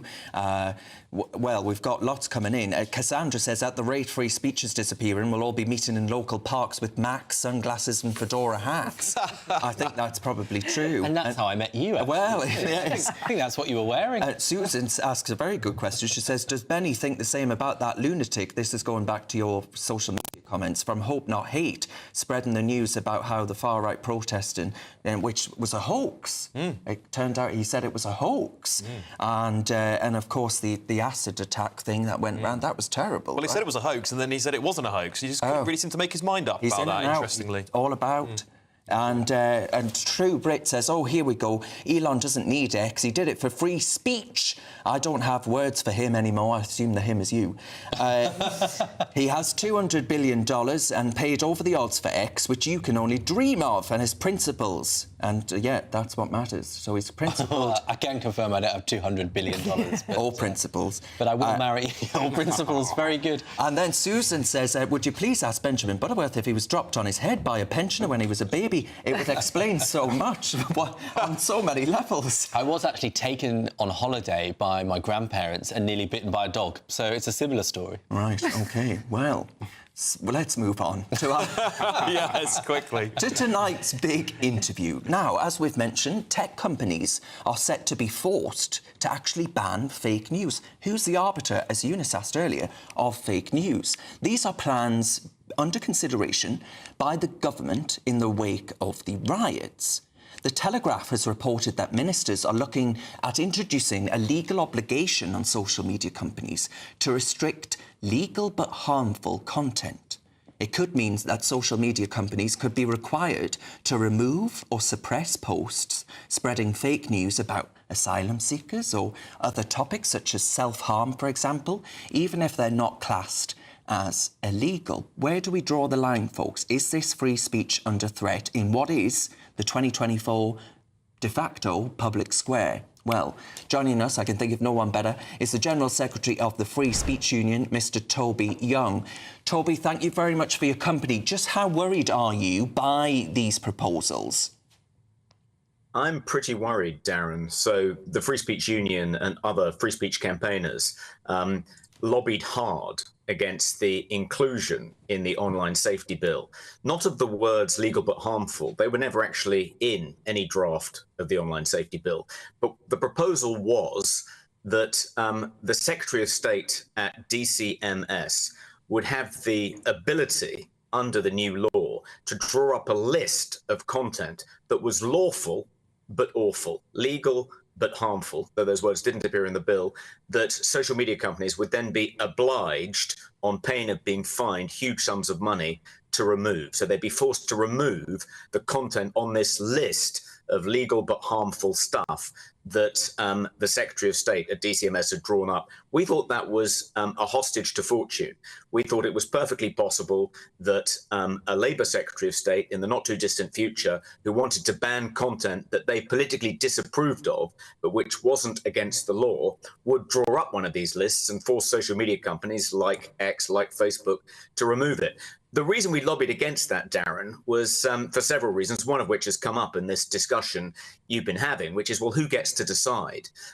Why should Lisa Nandy, the current Secretary of State at DCMS, get to decide what is misinformation and what isn't? We know from experience that misinformation is often just a euphemism that people use for opinions they disapprove of. But I think a more fundamental reason, Darren, that we objected to it is that one of the cornerstones of English liberty is the English common law principle that if something isn't explicitly prohibited by law, then it's permitted, then you're allowed to do it. And this created a new grey area, which effectively said it may be permitted by law, but you're still not allowed to say it on social media companies. We thought that was a departure from that sacrosanct principle underpinning our liberties that's been a core feature of English common law and one of the things which differentiates English common law from the Napoleonic Code on the continent, whereby unless something is explicitly allowed, you're not allowed to do it. That's obviously a much more draconian, restrictive legal approach. So we were really concerned about this. We lobbied against it. We persuaded the government it was a bad idea, and the government stripped this out of the online safety bill. It's not surprising that Labour want to put it back in. They want the power to essentially remove heretical, dissident content from social media. Just one example of the kind of thing that social media companies would be more likely to remove if the Labour Party does amend the Online Safety Act in this way. Only today we learned that Richard Dawkins, the famous biologist and atheist, has had his Facebook account deleted because he said that he didn't think the boxer who won gold last night, because they are a genetic male, should be able to win a gold medal by fighting a genetic female. And apparently that's the kind of hate speech that Labour wants to see removed from social media. But Facebook have done it anyway in the case of Richard Dawkins. All right, Toby, I'm going to open that up to the panel. Eunice, what would you say to what you've just heard? That's completely shameful. And it's all to do with control, OK? We have a social credit system in China in which they have AI cameras, in which they can recognize faces. And, you know, that's a George Orwellian future. And slowly but surely it's coming to the UK, to the point where we're going to have a government that will ban accounts. And let's not forget, your Instagram or your Meta or your X is a digital asset. You put a lot of time and effort into it. You know, all your connections are there, something you make money out of, is something that you make connections out of. And then the government can come and say, well, we disagree with you based on a false premise, and we're going to take that away from you, right? So what stops them in the near future taking away your money or taking away your assets? And that's what a social credit system is. And that's what we're moving towards. It's all about control. I think Keir Starmer is a globalist puppet, and he's just doing their work for them. And we as a people have to resist this. Freedom of speech only matters is when someone says something that you disagree with. And Toby, on a purely political point, I mean, the Labour Party are moving pretty fast, right, on this stuff. I mean, you've been in power, what, just over a month, and now they're getting all this action out of the way and bringing back laws that you thought you had defeated. I mean, the Free Speech Union is going to be busier than ever. Yeah, we've had 500 people join just this month, Darren. But yeah, I think we anticipated that Labour wouldn't be particularly keen on free speech. But I think even we've been surprised by the scale of the assault on free speech that's happened in just 4 weeks. First of all, there was the torpedoing of the Freedom of Speech Act, something that passed both houses of Parliament in the last Parliament, enjoyed cross-party support, was going to create better protections for academic freedom and free speech in English universities. That was torpedoed by the Education Secretary. The Free Speech Union is legally challenging that decision. We think it's unlawful. We think that it was an abuse of executive power. The court will decide. But now we're seeing this attempt to amend the online safety bill, the encouragement of the prosecutions of people for saying the wrong thing on social media companies. I mean, we're looking at the most authoritarian British leader, I think, since Oliver Cromwell. I mean, it's been truly shocking. And I think coming towards us, Darren, we've got the criminalisation of Islamophobia. I wouldn't be at all surprised if we have a Westminster version of the Scottish Hate Crime Act. They've already said they're going to introduce a fully trans-inclusive ban on conversion practices, which will mean parents won't be able to have good faith conversations with their children, trying to discourage them from having life-changing surgery just because they're confused about their gender. I think it's entirely possible that the government may force newspapers and magazines to bend the knee to a state-controlled press regulator. So I think we're seeing an all-out war on free speech, Darren, at the hands of this new, unbelievably authoritarian Labour government. Everyone, I think, on my side of the aisle has been shocked by this, and I think it's only going to get worse. Well, Toby, I'm going to let Alex ask the next question because I'm off to pack my bags because I don't think I'm going to last very long under this government by the sounds of it. Yes, well, thank you for everything you do, Toby. I think the Free Speech Union is the only union I actually subscribe to, and I think you guys do fantastic work at protecting one of the most important values in our country.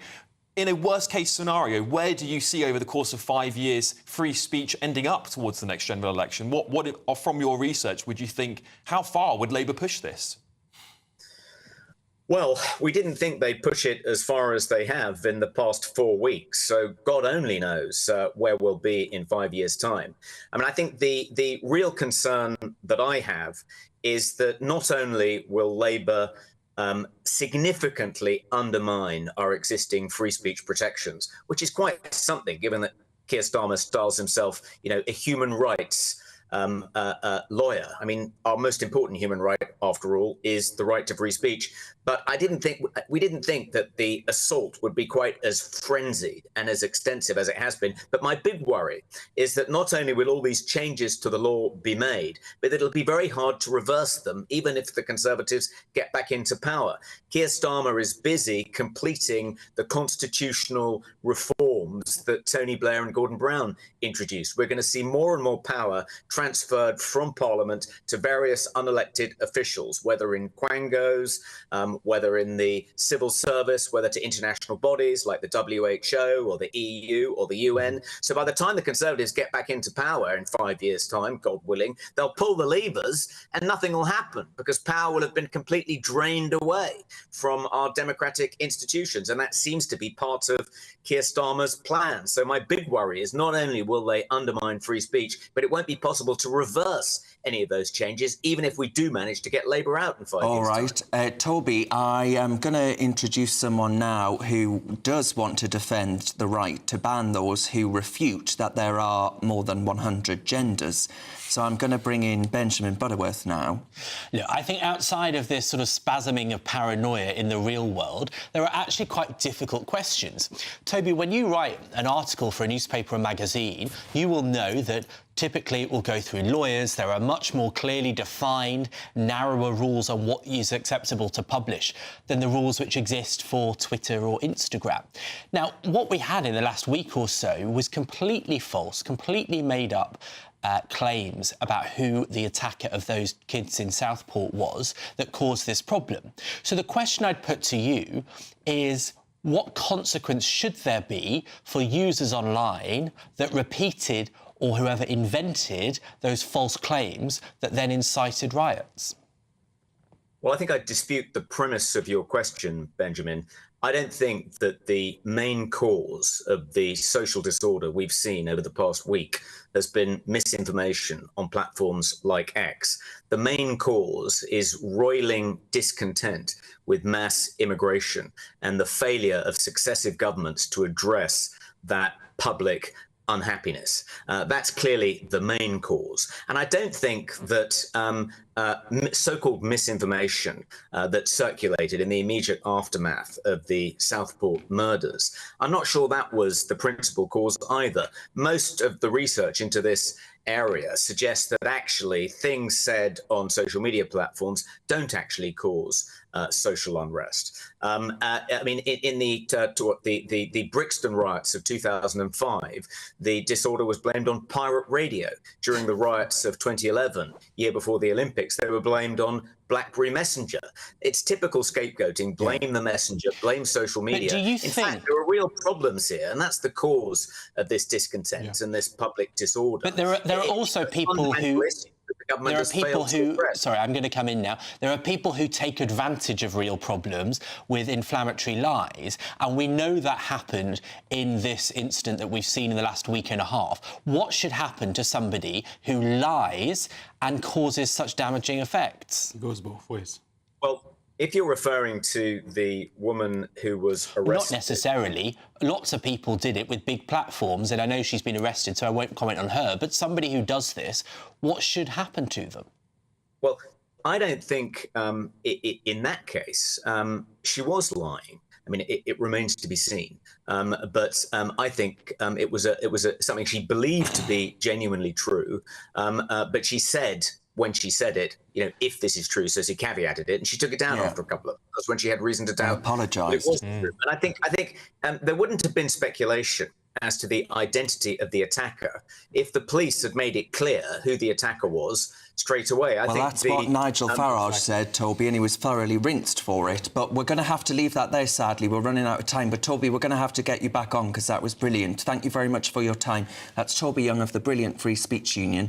Now, folks, you're with the Saturday 5 live on GB News. We're going to get feisty as Claire and Alex go head-to-head in the Saturday scrap. We're asking, is Boris Johnson right? I'll tell you some more about what he's saying.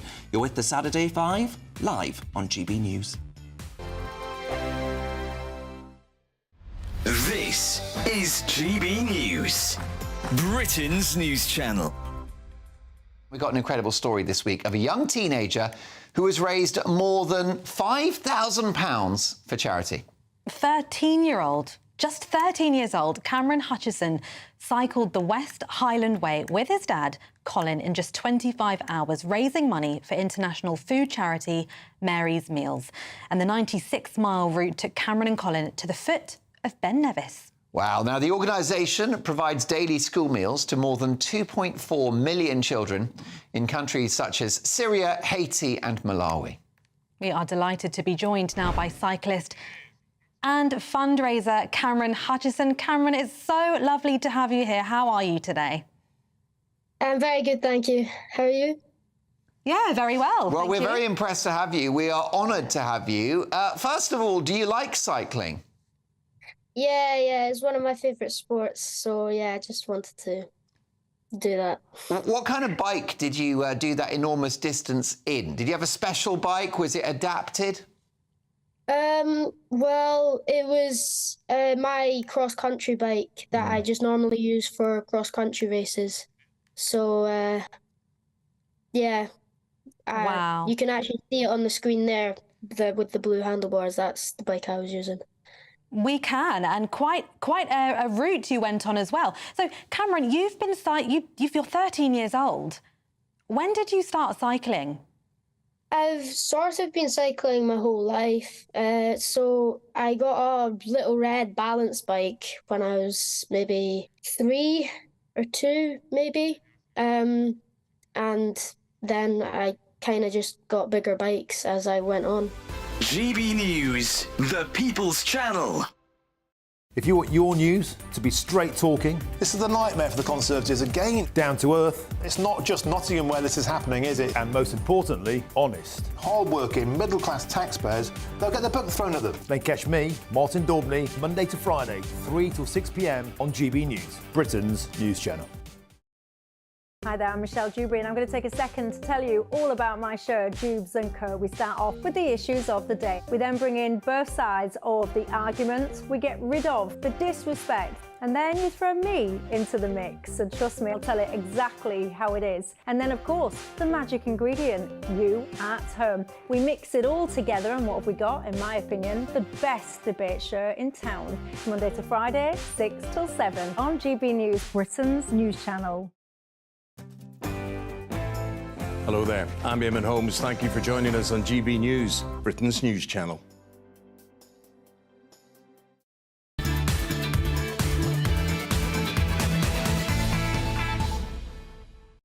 A very warm welcome back to the Saturday 5. Thank you very much for your company. And as always, thank you very much for your messages about tonight's topics. And, well, hey, you're going really in for it there because we desperately need Trump to get in so that America can tell the UK and the rest of Europe about free speech if Labour close it off, is what Neil says. And Sonia says, I don't know why the King has got involved. Trouble indeed. And Jacqueline asks, who's a member of GB News, thank you very much, Jacqueline, are we becoming a Soviet state? We can't say anything in a minute. We won't be able to think anything unless Labour says it's OK. And then someone asks a question of you, Benjamin. They ask, do you think anything should happen if it were proven to hope, not hate, if it's true about this hoax that brought people out onto the streets, you know, of these 100 elusive protests? Nothing should happen there. No, I'm not familiar with the case. Oh, right. Well, Nick said it was a hoax. Yes, Nick Lowe said it was a hoax. If it's a left-wing person, does that change your... is the question? I'm not familiar with the case, but I think that if you knowingly lie in order to inflame tensions, then that absolutely should be within the bounds of criminality. And I say that as a journalist. If a journalist had made the claim about the origin of the alleged murder of those kids, then I would be sacked and I would be before a court. And that is a long-established precedent. I think that should apply to people with big platforms on the internet. All right, OK. Right, well, it's time now for this.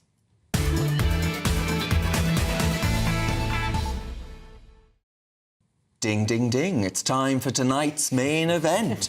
The former Prime Minister Boris Johnson has said in his latest Daily Mail column that the current Prime Minister, Sir Keir Starmer, fails to understand root causes of unrest across the UK. Has he got a point about this? Is he right that Sir Keir... Well, he basically told Sir Keir Starmer to go off on holiday so he could rethink and recalibrate. Well, seconds out. It's round one. Take it away, folks. Yes, well, Boris is back, isn't he? He's back and he's in the newspapers and he's got his big column out at the midst of the country falling apart at the seams. And today he said that Keir Starmer should either rethink his principles and his approach. Essentially, he's been neglecting immigration and people calling for sensible discussion about immigration. And Keir Starmer himself is off on holiday, as Darren rightly said. So what should Keir Starmer do?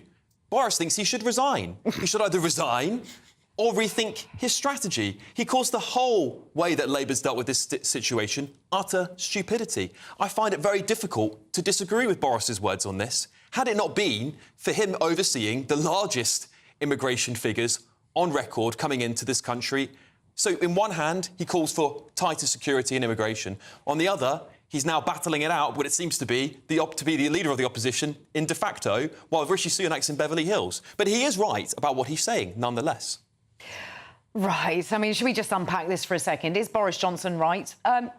No, he really isn't. Now, I'm not a supporter of Sir Keir Starmer. I'm not a Labour Party member, but I find myself in the uncomfortable position of having to defend an awful lot of his actions. But if we take some of the accusations from Boris Johnson that Sir Keir Starmer should go off on holiday, well, that's probably because Boris Johnson would have done exactly the same thing. Now, if Keir Starmer had left the country, and I believe that he cancelled his holiday, it's a kind of you're damned if you do, damned if you don't situation.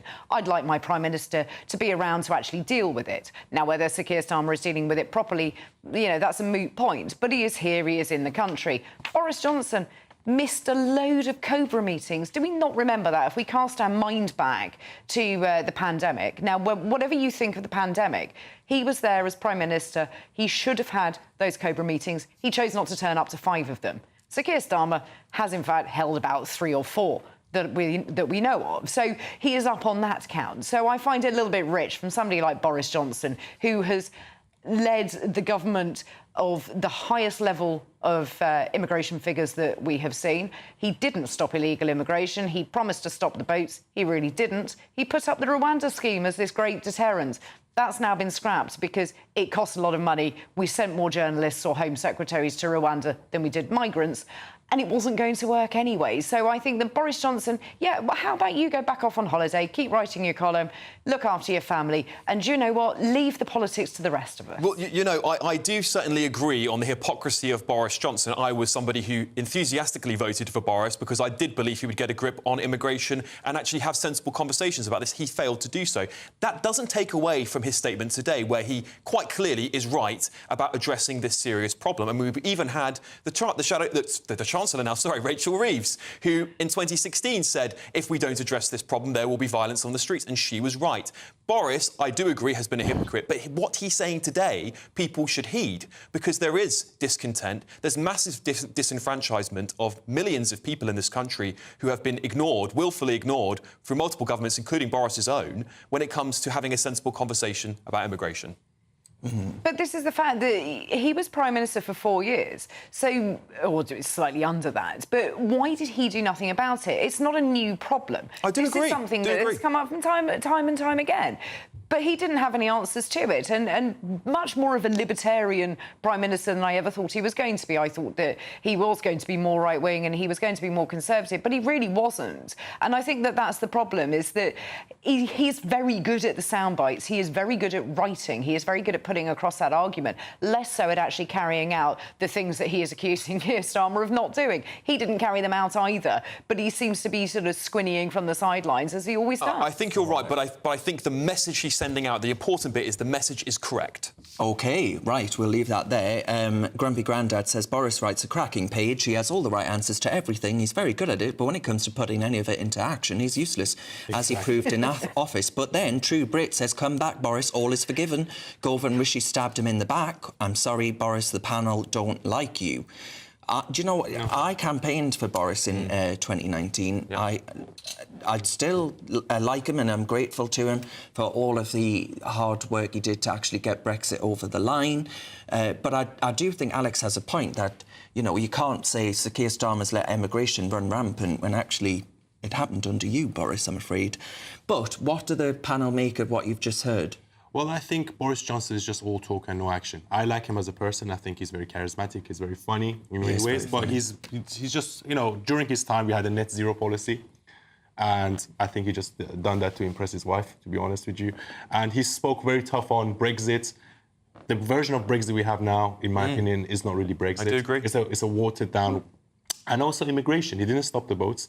The immigration skyrocketed under his premiership. Yeah. So, again, all talk, no action. As the comment said, he's got all the right answers, but when it comes to taking him into action, concrete action, he doesn't do anything. Benjamin Maria says Boris didn't have a chance to do anything, unlike Sir Keir Starmer, because, of course, COVID. Well, I'm not sure how much chance Keir Starmer's had to do anything, given there's been 4 weeks of Parliament since the election, so it's slightly moot. And, of course, you know, Boris Johnson was really bad at being Prime Minister. He was bad at getting anything done. All he did was throw money at problems and hope to be popular. I think you might call him Captain Hindsight, because he comes in a week after the problems, not last Saturday, when it was really complicated and we couldn't work out what to do. He comes in now. And I think, I mean, look, these riots have not reached the scale as they did in 2011. Relatively speaking, they were nipped in the bud. And there's a great piece in the Times today, because Keir Starmer was Director of Public Prosecutions in 2011, and he said the lesson he took from that was that people should see the consequences of their actions as fast as possible, and fast-tracking these rioters through the court system so that everyone else wakes up seeing that another bloke has got nearly 3 years in prison for what they did. That has been the most effective deterrent, and that was Keir Starmer's own experience from being in charge last time. Claire, one of our viewers is miffed because it says actually the Cobra meetings were chaired by the relevant Secretary of State, and that's why Boris wasn't at them. What do you say to that? No, he was actually meant to be there, and he is the Prime Minister. So, yes, you can have the relevant Secretaries of State there, but when you are the Prime Minister and you're on the top of the invitation list and you just don't bother... Hey, I'm trying to find some love for Boris. No, let's just give Boris some balance here. I mean, the man won a whopping election. He got something done with Brexit that nobody could achieve. No Prime Minister before him was able to achieve, frankly, and he did unite the country behind him to do that. Was he frustrated perhaps by the Liberal Tories in his party? I believe he was. And maybe he saw, I've got 10 years in front of me, I'll do these things slowly. So he may have thought I had more time. But unfortunately, the knives came out from Rishi Sunak and Gove. And look where that ended up, with the most useless Prime Minister and the most useless opposition leader we've ever had. Well, look where that got them. People like you, it's always someone else's fault. You always want to blame everyone around you, rather than the fact that you're just bad at politics, bad at listening to people. And let's point out, when Boris Johnson was Mayor of London and London was burning, he refused to come back from a holiday, let alone delaying his as Keir Starmer has. OK. Still ahead, we take all of your questions in Ask the Five. Nothing is off limits, so get them put in. Next of all, though, Kent Council set to issue £100 in swearing fines. And Hugh Edwards is asked to return £200,000. It's almost time for Bunch of Five. You're with the Saturday Five, live on GB News.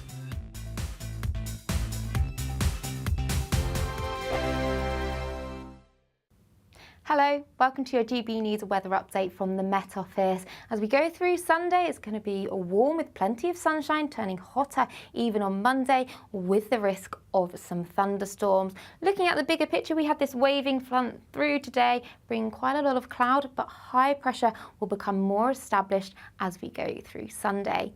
But back to tonight, we've still got a legacy of some cloud across parts of the southwest and definitely across parts of the English Channel too, but elsewhere, clear spells developing, any showers across Scotland generally fading, and under the clear skies, it will turn quite fresh in rural spots, but in the south, a quite muggy and uncomfortable night to come, with temperatures here holding up at 16 to 18 degrees.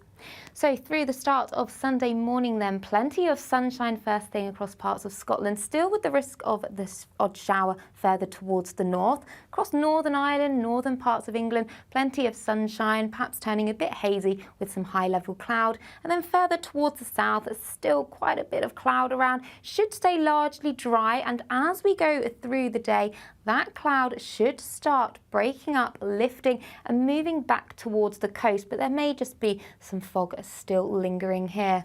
Elsewhere though, plenty of sunshine on offer, and it's going to be feeling warm and humid as well, especially in the south. We could see temperatures rising here, 27, possibly 29 degrees, but elsewhere even reaching up to 20 to 22 degrees. As we go through Monday, we've got low pressure dominating, bringing some heavy thundery rain northeastwards, affecting Northern Ireland and parts of Scotland, so expect some frequent lightning here. Elsewhere, largely dry, plenty of sunshine. It's going to be feeling hot and humid. In the south, we could see temperatures rising up to 32, possibly 33 degrees, and then turning fresher Tuesday and Wednesday. Welcome to State of the Nation, daily plunge into the stories shaping our country. I'm Jacob Rees-Mogg, and Monday to Thursday we bring you the insights, the facts, the truth about how our country is being governed. Because what happens in Downing Street matters down your street. Tune in to State of the Nation every Monday to Thursday, 8 to 9 o'clock. Only on GB News, the People's Channel, Britain's news channel. Join me, Camilla Tominey, for a frank and honest discussion with those in power that cuts through the spin and gets to the heart of the issues shaping our nation. You haven't confirmed that you want to stand as leader, but you haven't ruled it out either. This report basically says that he's not fit to stand trial. Is he indecisive? Incompetent? I deliver the dose of reality Westminster needs. That's the Camilla Tominey Show at 9:30 every Sunday on GB News, the People's Channel, Britain's news channel.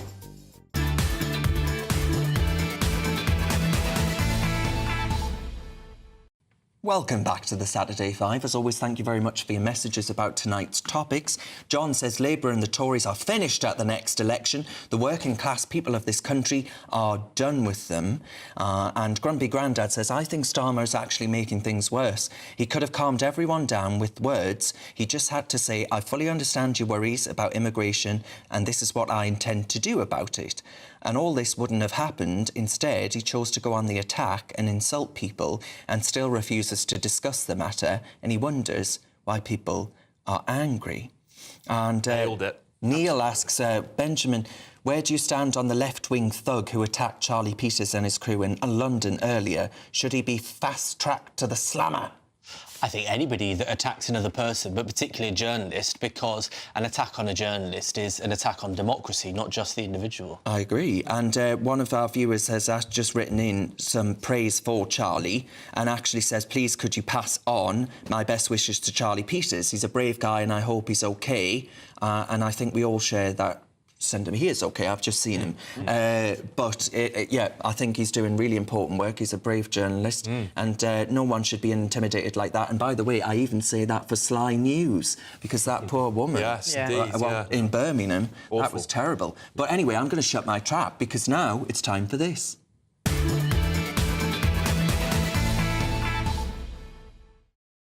All right, bunch of five. Claire, what have you got for us?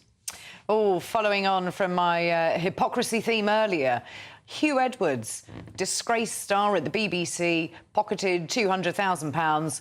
I think he should give it back. What do you think? So this is the money that he's been paid since he was arrested. Yeah. And I find it actually a far more difficult one. You know, when you look at it now and he's admitted to doing appalling things, well, then you see it in a very clear light of, you know, this is a wrong and you don't want to give him any money. But actually the question is, when you're arresting someone is is a low bar for a police officer to do that to an individual. I've been wrongfully arrested. I was the victim of an attack. That person called the police to try and trip them up on getting them. Should I have lost my job and my income at that point? No, of course I shouldn't. And so actually I think the BBC wasn't wrong to keep paying him just on being arrested. I think the real criticism here is for the wrong in himself, Hugh Edwards, who was knowingly lying. He obviously didn't tell them, or presumably didn't tell them, that he was going to admit to being a paedophile. But I do think there are some questions to answer from the BBC, because they knew what the allegations were and they knew that it contained underage Children. Yes. Yeah. I think this is the really And I think important point. that's That the is real the key point. Yes, it's... They But now knew they're the playing severity the of sort it. of, oh, he must give us the money back. Well, why did you give him it at the time? Absolutely. There may be some legal reason if the BBC would like to, come on and answer that question. But then surely that there's would no be one. great. He's finished now, right? Why would he hand that money back? Morally, he absolutely should. But the BBC should have been a lot cleverer, a lot smarter, and a lot quicker at this because those poor people had suffered. They knew of those allegations and did nothing. Yeah, and this seems to be an ongoing problem at the BBC. There's lots of weird stories about these awful people who seem to work there for long periods of time. We won't name everybody, and seem to be getting paid huge sums of money. Sometimes there's even a cover-up that happens. And then we find out about it very much later on, and then the public are outraged. Right. But I think we need to hold the BBC to account on this. Alex, what have you got? Yes, so, and another extraordinary event this week. There's been a couple of MPs' old ex-posts being circulated. Twitter back in those days, might you say. Lauren Edwards MP was somebody who saw her historical tweets going viral. So I'm asking the question, should MPs who have got questionable tweets resign in the current day? You know, I think in the modern age, in the advent of the internet, we're seeing a generation who have grown up with the internet. People, when they're young, say and do stupid things, right? You post silly stuff. I'm not sure you're young, Darren, but you're still saying and doing stupid things. I don't know how you dare. But the fact of the matter is, it shouldn't carry you around for the rest of your life. You know, she said, I don't think she should...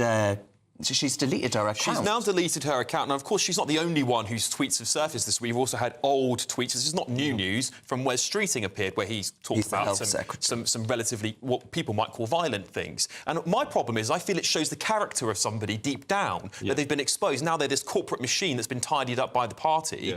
I think that something underlying there shows who they really are. Well, Benjamin, I mean, is that fair? Is that a fair criticism? Because I don't know about you, but I've never called for the attack of a Daily Mail columnist. I mean, I know both those MPs. I've known this Kent MP long before she was an MP, and she was always extremely pleasant. I actually don't think the tweets were that bad. They were just sort of childish. One of them was slightly racist in rhetoric. Yeah, but I mean, you know, it was. We call that reform MPs for far less than that, Benjamin. And I do think that kids say stupid things that they don't mean.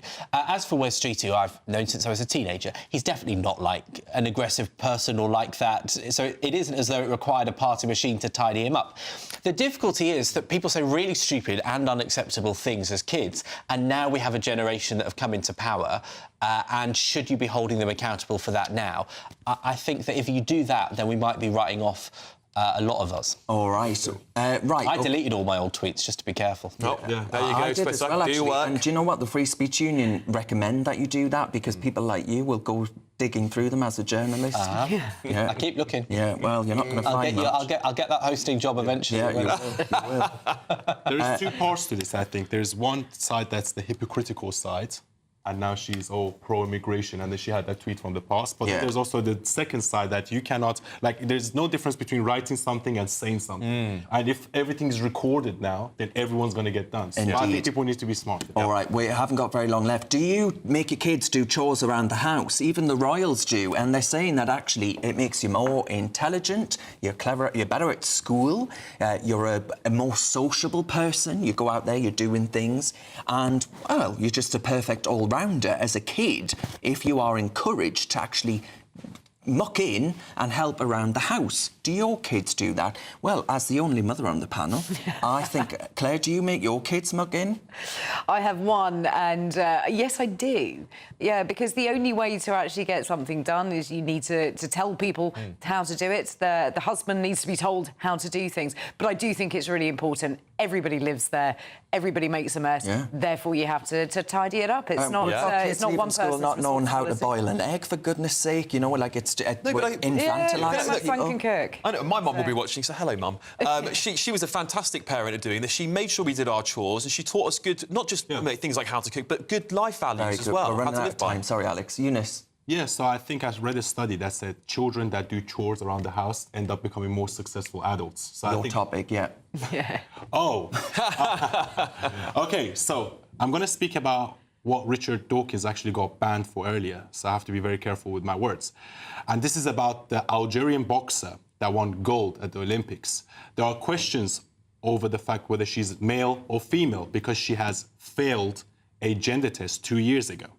And I just find it extremely hypocritical from the Olympic Committee that they wouldn't do a gender test on this person. And you never know. And I was always against transgender athletes competing in female sports, okay? Because there's a difference in the size of the fists, the wrists, the amount of power you generate from your shoulders, muscle mass, bone density. It's not just about testosterone. All right. Right, great. Thank you very much for that, Eunice. I think we agree, apart from Benjamin, who says actually that, you know... Well, they're not transgender. No. They've never been transgender. Yeah. They've always been a woman. And I think saying that women that don't look feminine enough for you should therefore not have their career is a pretty misogynistic take. I've got to go to a break now. I'm not cutting you off. But still ahead. You literally are cutting me off. We answer all of... Oh, here we go. It's going to be hell during the break. We answer your questions, rather, in Ask the Five. No topics off limits. I wonder what you've got in store for us this week. You're with the Saturday Five, live on GB News. I'm Patrick Christie's. Every weeknight from 9, I bring you 2 hours of unmissable, explosive debate and headline-grabbing interviews. What impact has that had? We got death threats and the bomb threats on. As time passes... She could have saved Storm. You made my argument for me. My guest and I tackle the issues that really matter, with a sharp take on every story. Went everywhere. Something practical could be done. Or I can become something different. Patrick Christie's tonight from 9 p.m. only on GB News, Britain's news channel. Britain's newsroom. Weekday mornings from 9:30. We're joined now by GB News national reporter Charlie Peters, who is outside Buckingham Palace for us. Well, let's start with the expenditure, shall we? From the last year, it was £89.1 million. That's what the royal household spent. And one of the core parts of that expenditure was, of course, their big event last May, the coronation. £800,000 went into that. And then we should look at the engagements. You mentioned the number that King Charles made last year. Well, £4.2 million on those engagements, much of that travel. And then finally, how much that costs us all? Well, it's £1.29 per person. That's the cost of the monarchy to the taxpayer. But that really hides the truth of how that cash comes about, because all of the money that the royal household spends is actually theirs being given back to them by the Treasury. It comes from the Crown Estate surplus. That's a £16 billion portfolio they have, and their sovereign grant is made up of the surplus from 2 years prior. So in the year to 2022, there was about £350 million knocking around from the surplus. That was given all to the Treasury, and they were given back 15% as their core sovereign grant. Additional 10% was given towards the resurfacing of Buckingham Palace. That's been going on since Parliament voted on it in 2017. It's expected to take 10 years. But all in all, that's been about £86.3 million. And as you heard, the expenditure was £89 million. So how do they mix that gap? How do they close that gap in and cost out? Well, they make their own money as well from additional sources of income. And that was the gates, the receipts to Windsor Castle and their many palaces across the country, where people have paid about £10 million to visit in the last year. GB News, the People's Channel. Are the newspapers getting you down? My wife didn't divorce me that month. Struggling to separate the wheat from the chaff? I know that it's a bit of a circus at the best of times. Well, don't worry. Headliners has got you covered. We'll take the burden of reading the day's news, and if we get depressed, who cares? It's an occupational hazard, frankly. That's Headliners on GB News from 11 p.m. till midnight, and the following morning, 5 till 6 a.m. on GB News, the comedy channel. Nah, just kidding. Britain's news channel.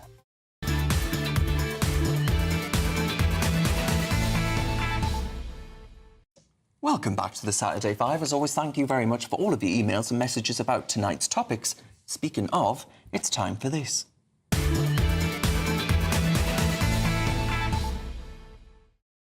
Right, let's see what damnation and hellfire you've unleashed upon us this week. Donna's written in. Hello, Donna. She says, "Hi, Darren and the Fabulous Five. What do you think of the peaceful anti-far right protester who tried to attack GB News reporting there? Oh, so peaceful. I think not. Let's take a look at what actually happened." Don't touch me! Don't touch me! I will... Claire, you haven't commented on this. I mean, are you worried about journalists, because this, as I mentioned earlier, this happened to Sky News, now it's happened to GB News. Is this intimidation becoming more common of the media? It is, and it is a concern. We need to protect journalists from this, just as anybody needs to be protected. My husband's a journalist, and I always worry that something like that would happen to him. So it doesn't matter what outlet you work for. It isn't acceptable. You're there to report on a story. You're not there to give your opinion at the time. You're reporting, so you should be allowed to be able to do that. And anybody that intimidates them needs to be hauled off like the police did, but they needed to have done that a lot quicker. Eunice, do you think this is becoming more common, and why, if so? Yeah, it's becoming more common, and again, it's becoming hypocritical because you have, even the pro-Palestinian marches, there was some violence, there was burning of flags, and, you don't really see that reported on the news. So they always try to pretend it's the far-right extremists. And I'm not saying, there's not a far-right in this country, but it's massively overstated. And the dangers of the Islamists and, all kinds of other groups is understated. And what I want is just fair journalism where we get the facts, And that's why I think people like Elon Musk are very important, because the mainstream media doesn't give us the facts, so we have to go to X. He's not going to be reading your column anytime soon, is he? Next up is this one from Sophie. Sophie says, "Hi all, seeing as it's the Olympic closing ceremony tomorrow, which discipline do you reckon you'd get gold in?" Ooh. Well, if being a motor mouth was an Olympic sport, you'd win gold. Oh, this is a great question. It is, yeah. I think if there was... Rock climbing is one, isn't it? I think we I'd do just all right won in gold in that. Yeah, Team GB did. Done a lot of hiking recently, so maybe I'll be good at that. Who knows? Right, OK. Claire? I think something like, competitive sarcasm and eye-rolling, I think I'd be the queen of that, and I'll have that gold medal now, thanks. Right, OK. Now, we've got this in from Lee. Lee says, "I'm sure you've all seen the Strictly lineup announced. I'm keen to know whether Benjamin is more of a ballroom or a Latin man when it comes to the dance floor." Oh, I think I'd definitely be Latin. It's a lot more exciting. But I actually love dancing. I don't need a drink or anything. I can dance the night away. People generally sort of back off as I do it, but I do love it. Yes, well, I mean, I don't even know the difference, to be perfectly honest. Well, Latin's more sort of flamboyant. Yeah. I can't move. I don't More dance very classic well. dancing, isn't it? Yes. Yeah, I won't go on Strictly Come Dancing because I don't fancy being punched, but besides that, I'd love to do it. Well, Beverly asks whether or not, in the spirit of reconciliation, that Benjamin, you might consider unblocking Alex Armstrong. She has actually said that, I swear. I'm not making that up.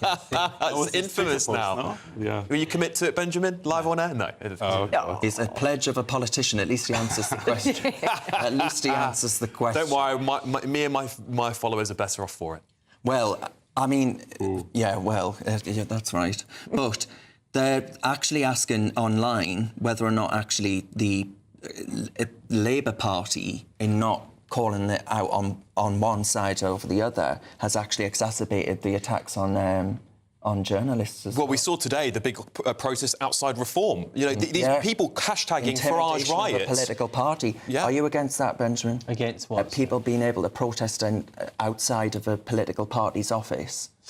I think the problem is that some of these protests can become intimidation. For example, you've had them outside abortion clinics where, that is more about intimidating the people that work there than making an argument. And most people that work in the headquarters of a political party office are quite young, have quite straightforward jobs. Given there's a Labour government, the decision makers are overwhelmingly in Parliament, not in Southwark, where Labour's HQ is. So I'd say don't go there.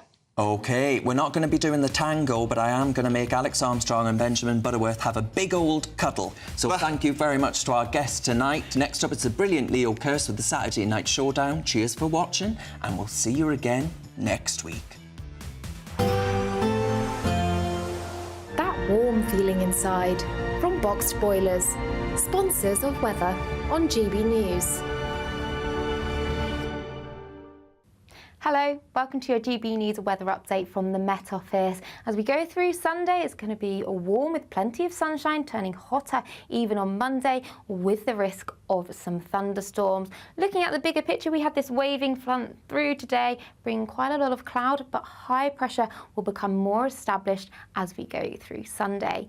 But back to tonight, we've still got a legacy of some cloud across parts of the southwest and definitely across parts of the English Channel too, but elsewhere, clear spells developing, any showers across Scotland generally fading, and under the clear skies, it will turn quite fresh in rural spots, but in the south, a quite muggy and uncomfortable night to come, with temperatures here holding up at 16 to 18 degrees.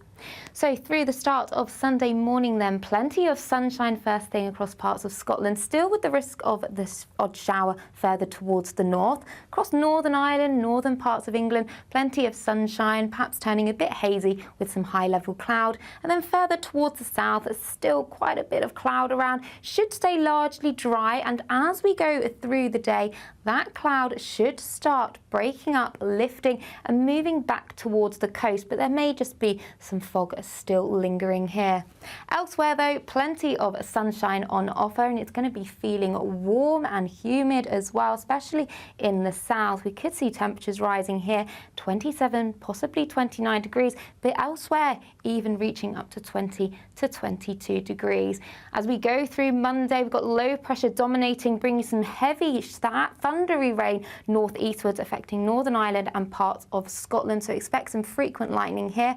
Elsewhere, largely dry, plenty of sunshine. It's going to be feeling hot and humid. In the south, we could see temperatures rising up to 32, possibly 33 degrees, and then turning fresher Tuesday and Wednesday. Looks like things are heating up. Boxed boilers, sponsors of weather on GB News.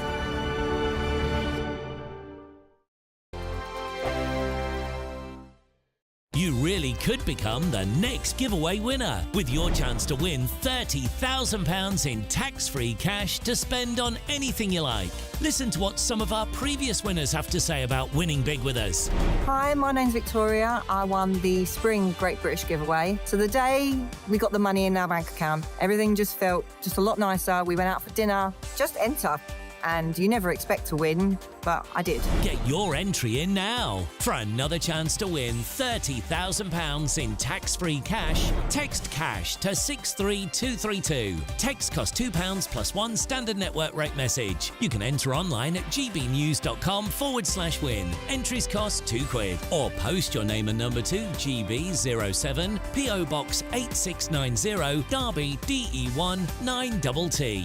UK only. Entrance must be 18 or over. Lines close at 5 p.m. on the 30th of August. Please check the closing time if listening or watching on demand. Good luck. Good afternoon, Britain. Your lunchtime update on the stories that matter across the UK. From breaking news and insightful analysis, inspiring stories and lively debates. You're comparing yourself to a former Prime Minister. Which is it? Stay informed, stay updated, stay entertained. I just don't know how anyone would not want to be there. Every weekday from midday. We are Good Afternoon Britain, only on GB News. Britain's news channel. Welcome to State of the Nation, daily plunge into the stories shaping our country. I'm Jacob Rees-Mogg, and Monday to Thursday we bring you the insights, the facts, the truth about how our country is being governed. Because what happens in Downing Street matters down your street. Tune in to State of the Nation every Monday to Thursday, 8 to 9 o'clock. Only on GB News, the People's Channel, Britain's news channel. Join me, Camilla Tominey, for a frank and honest discussion with those in power that cuts through the spin and gets to the heart of the issues shaping our nation. You haven't confirmed that you want to stand as leader, but you haven't ruled it out either. This report basically says that he's not fit to stand trial. Is he indecisive? Incompetent? I deliver the dose of reality Westminster needs. That's the Camilla Tominey Show at 9:30 every Sunday on GB News, the People's Channel, Britain's news channel. Hi there, I'm Michelle.